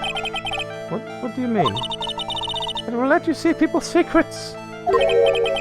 See people's secrets? Yes. If it's alright with you, I would like to accompany you for a little while. I don't really want to be wandering around with a child, but okay. I can explain the Magatama's power to you when someone's hiding a secret. Oh, okay, well I guess we'll go back to the crazy stoner girl. Since she's nearby.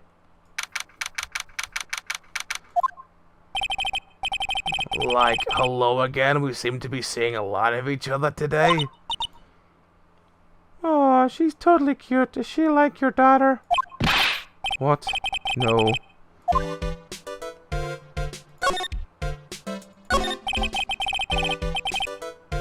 I want to ask you about the victim, Dr. Gray. I like totally don't know him.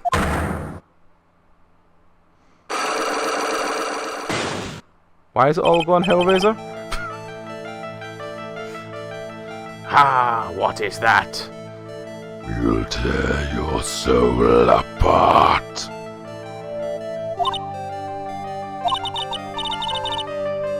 You can see it, can't you, Mr. Nick?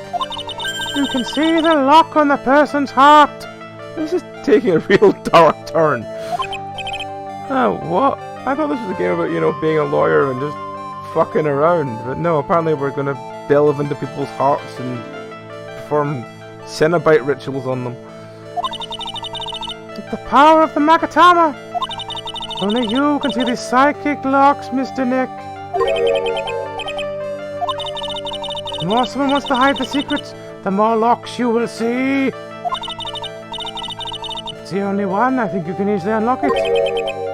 Unlock? But how? Please use the Mystic Mayor's Magatama on this person. And let's remove the lock. I No idea what she's talking about, but I guess I'll give it a try. You must be careful though, Mr. Nick. If you make a mistake, it will hurt you. If you don't think you have proof you need, you must have the courage to stop. Well, I've got to start somewhere. Let's give the psych lock thing a try.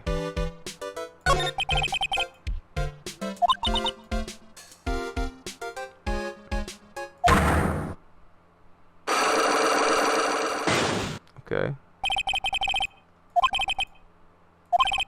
Alright. So first, oh, I have to use it. Okay. Okay.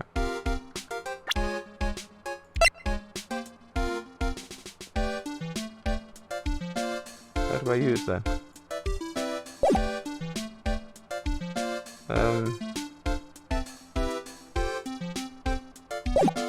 Oh, it's present. Okay. That'd be why I couldn't work it out.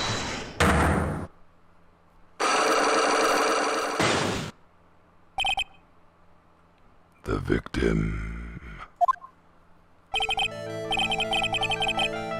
Any minute, I believe you do know who Dr. Gray is. I told you. Oh, I told you, like, how many times do I, like, have to, like, repeat myself? If you're, like, so totally sure, then, like, where's your, like, proof? While it may be possible that I never actually met, like, anyone, like, even closely resembling, like, Dr. Gray in person, I do believe that you might at least... I do believe that you may at least indirectly known of him. Like, what do you mean, like, indirectly? Like, not directly, I imagine, but let's not get into it. Something that shows a possible connection between Annie and Dr. Gray. Oh, I don't have anything of that. I don't have evidence yet. I should investigate more clues and try again. What? Just what the fuck is this? Let's look around and see if we can find someone else that's got something. Hey, it's you, pal. So you're going to be our lawyer, I bet. Yes. Oh, I really feel bad for you, pal. Just this once, I wish I could be on your side. Detective Gumshoe? Yeah, but I shouldn't be saying that kind of stuff to you. Hey, you're a cute kid. Ah ha ha, I'm not scary, honest. Hey, I know I'll show you something cool. How's this? A real genuine pistol. Detective Gumshoe, why are you showing her something that dangerous? Oh, sorry, What about Maya and her charges against her? I don't know. I don't think you can win, pal. You're not talking about proof. Oh, if you're talking about proof, we've got a few pieces. You've got proof? Yeah, pal. That puffy-haired photographer's going to testify tomorrow.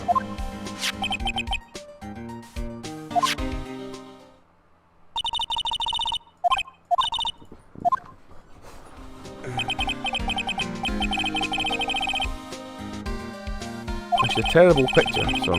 Besides, you must have realized by now, pal. There's no way anyone other than me or Faye could have done it.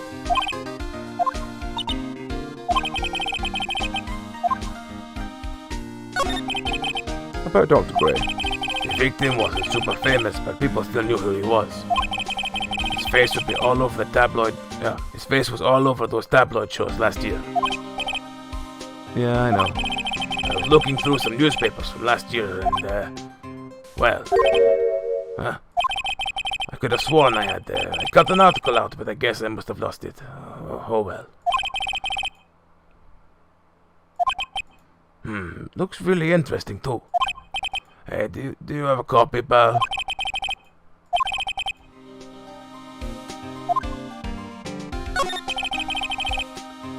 But Maya's trial tomorrow. I've got two pieces of news for you, pal. Two? Yeah, bad news and even worse news. Which do you want to hear first? I don't really care. It doesn't change the fact that I'm not going to like it. Alright, pal. Well, the prosecutor for the trial is Prosecutor Von Karma, who I thought was arrested last game. What? Von Karma? Manfred von Karma is an awe-inspiring veteran prosecutor. He never lost a case in 40 years, and he raised a fearsome disciple. The horrible aftertaste of the evil he force-fed me is something I'll never forget. But he basically got convicted of stuff last one. Wait a sec, but didn't Von Karma stand trial and... That's where the other piece of bad news comes in. The Von Karma you're facing tomorrow is actually his successor. Successor? So, who is the successor to Von Karma? Literally, pal, it's Prosecutor Von Karma's kid. His kid became a prosecutor really young, like 13, and hasn't lost a trial since. That's what they call a prodigy, pal. Kid, huh? Wait a sec, 13? The kid became a prosecutor aged 13? I mean, prodigy like that I would have heard something about. Oh, no. The kid was born and raised in Germany, pal. The country got a lot more stuff and a great place to develop a person's talents.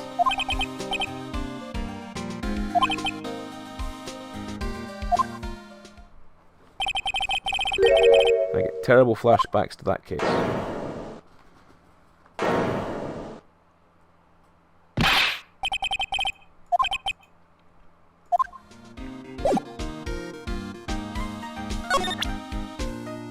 Let's present it to him, see if he does anything. Hey, that's a pretty nice looking brooch. You should stop wearing an ugly attorney's badge.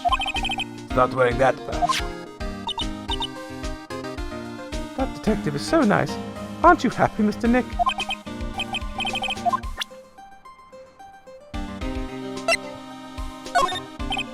Oh, I'd better shut my mouth. What? I'm not going to give you any information about the evidence, pal.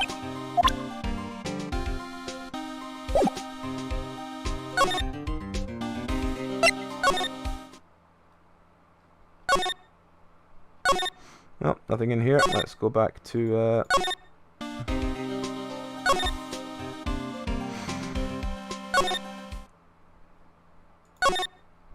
We'll go back to the office and try and find the article.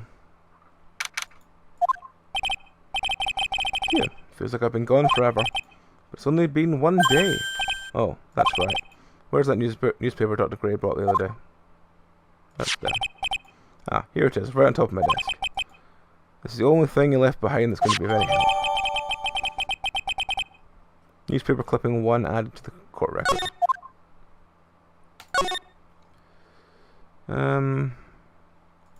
Guess we just bounce back there and see if there's anything here. June 20th.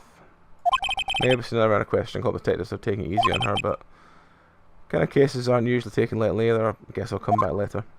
Alright, well, let's go back here then. Well, let's see if he wants this. Dr. Gray brought this over to my office the other day and... Hey, that's the news story, the one about the malpractice suit. 14 patients died and it caused a huge stink. Yeah, but that's not all, pal. Things only got worse after that. You mean the car accident the nurse died in? Oh, here we go. I brought my own clipping with me today. Here, pal. This is for you. Alright, thanks. Mimi Miney, right, okay. So it's because of her sister.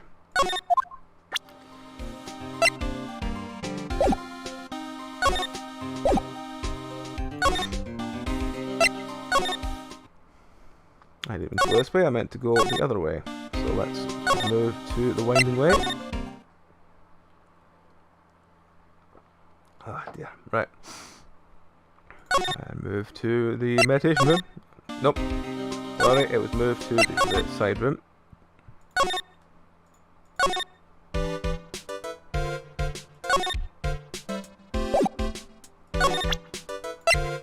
Take that!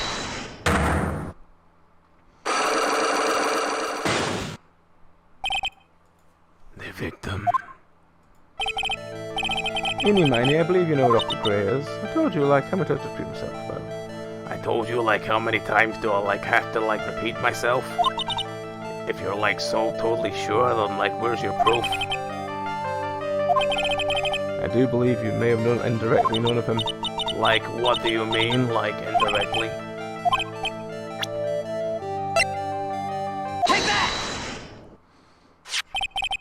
take a look at this newspaper clipping. Like, what is it? A story about an accident? Please read the victim's name. Mimi Miney. Miney's a pretty rare last name, wouldn't you say? Miss Mimi Miney wouldn't have to be a relative of yours, would she? So you, like, noticed she was my older, like, sister? I'm sorry about your loss. Your sister, was she a nurse, perhaps at Dr. Gray's surgical clinic? Gray's surgical clinic? I don't think I need to tell you that clinic was ran by the victim, Dr. Turner Gray. Just how you knew of Dr. Gray, you knew him through your sister.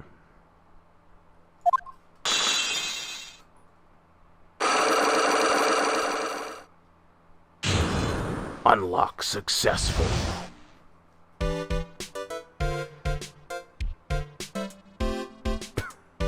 Oh, Klepto, is your internet still playing up? Is it like just the connection? Is it like the Wi-Fi? Is it just, or is it just completely gubbed?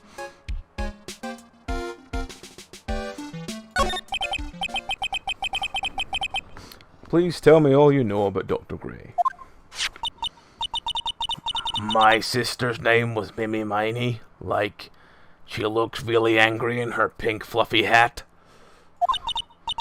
She was like a nurse at Dr. Gray's clinic.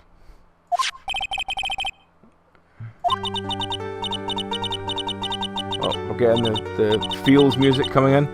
I heard that, like, Dr. Gray was really tough on people, like a total slave driver. My sis was, like, always coming home totally wiped out because she was overworked. Sadly happens with a lot of nurses. As an ex-nurse, I definitely know that feeling. Wiped out. So is that why she fell asleep at the wheel? That guy, like, drove my sis so hard, so, like, that's why the accident happened. More 14 patients died from malpractice? Yeah, like, I think that was the doctor's fault, too. My sis was pushed, like, everyone's expectations and, like, her duties and stuff. And that pushed her to her death. Oh, I'm sorry. So, like, are we done? Like, I've, like, already told my story to, like, everyone. You understand now, Mr. Nick? That's how a psychic lock works. Well, I don't plan to pry in people's hearts unless I absolutely need to. The lock this time was pretty easy, but you might need people who aren't as willing to give in later on. If you don't have enough proof, be careful and know when to stop trying.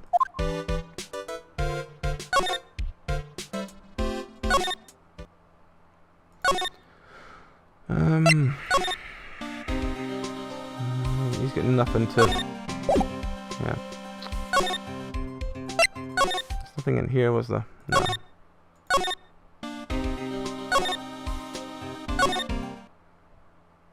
Right, this is obviously the place to go, because that's coming up.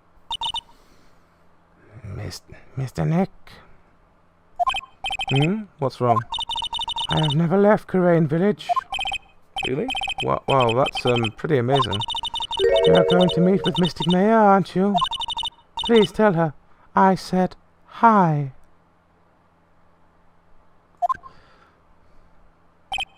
Hey, wait. She ran off again. Well, I know Annie's secret now. I still don't have any idea how I'm going to save Maya. I don't even know if I should go in there with a smile or a straight face.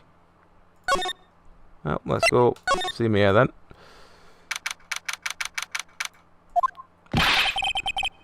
What am I supposed to do? I'm almost out of time. Can I really do anything? Can I really save her? Sorry to keep you waiting. It's been a long time, hasn't It's not Maya. It's been a long time, hasn't it, Phoenix? That voice. God, it's the titsy one. Mia!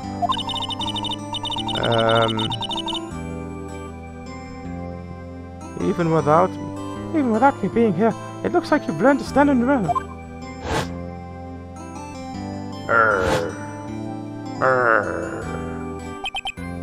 Mia! She's Maya's older sister in my memory. Who was killed. top-notch defense lawyer, but a certain case forced her into retirement. But whenever I'm in trouble, she comes to help. Just listen. Well, she didn't really, but she did, I suppose, at the start. Her spirit comes back from the other world and borrows Maya's body for a bit. Yeah, just, you know, with a car or a shopping trolley. Phoenix, you can't make that kind of face in front of the client. A lawyer is someone who smiles no matter how bad it gets, especially when it's bad. Maya, you can't smile at the end if you've just been smiling the whole way there.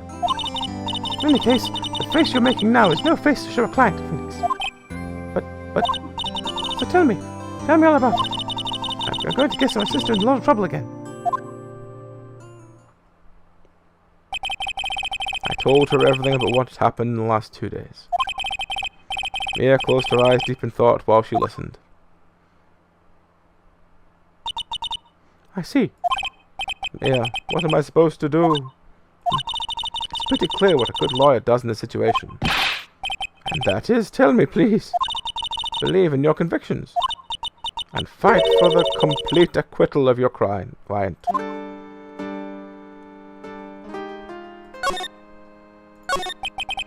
You think Maya's not guilty? How can you be so sure? I know she is, and I'll give you a hint as to why. Yes, mediums can't have dreams. They can't? What you've told me, it sounds like Maya was having a dream while channeling. Yeah, she said she dreamt that she died and was buried in the ground. That is impossible. You've heard it from her, I'm sure. When a medium channels her own spirit disappears. Which means it's impossible for her to dream during that time. Then, what does that mean? I think it's safe to bet that Maya was set up. Set up? It's up to you to blow the lid on this case tomorrow and show her how she was set up. How am I supposed to prove her innocent when I have nothing to go on? If you're looking for a clue, it's already in your hands. It is. Just as it sounds, Phoenix. You already hold the key. Really? Come on, show me the key to this case. Key, huh?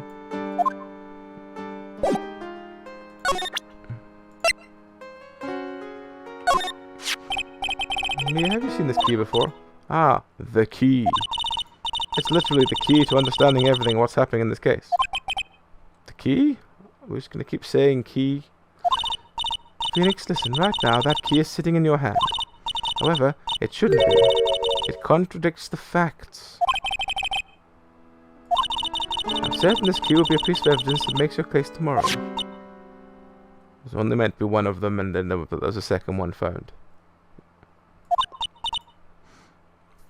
You already know everything you need to know. You know what the key to the case is. Can we please stop referencing the key? That is enough.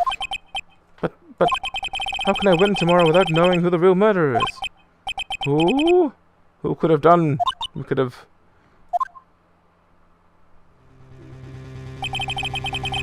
I didn't know it at the time, but this day was going to end with a turn for the surprising. Oh, for fuck's sake! Don't know what's about. Mia, what? What's wrong? That's right, only I can see the psychic locks. Which means Mia knows something about the real murderer. She can stop talking and fucking riddles for once. It has to be something that she would hide under lock and key even from me. What in the world is going on? To be continued.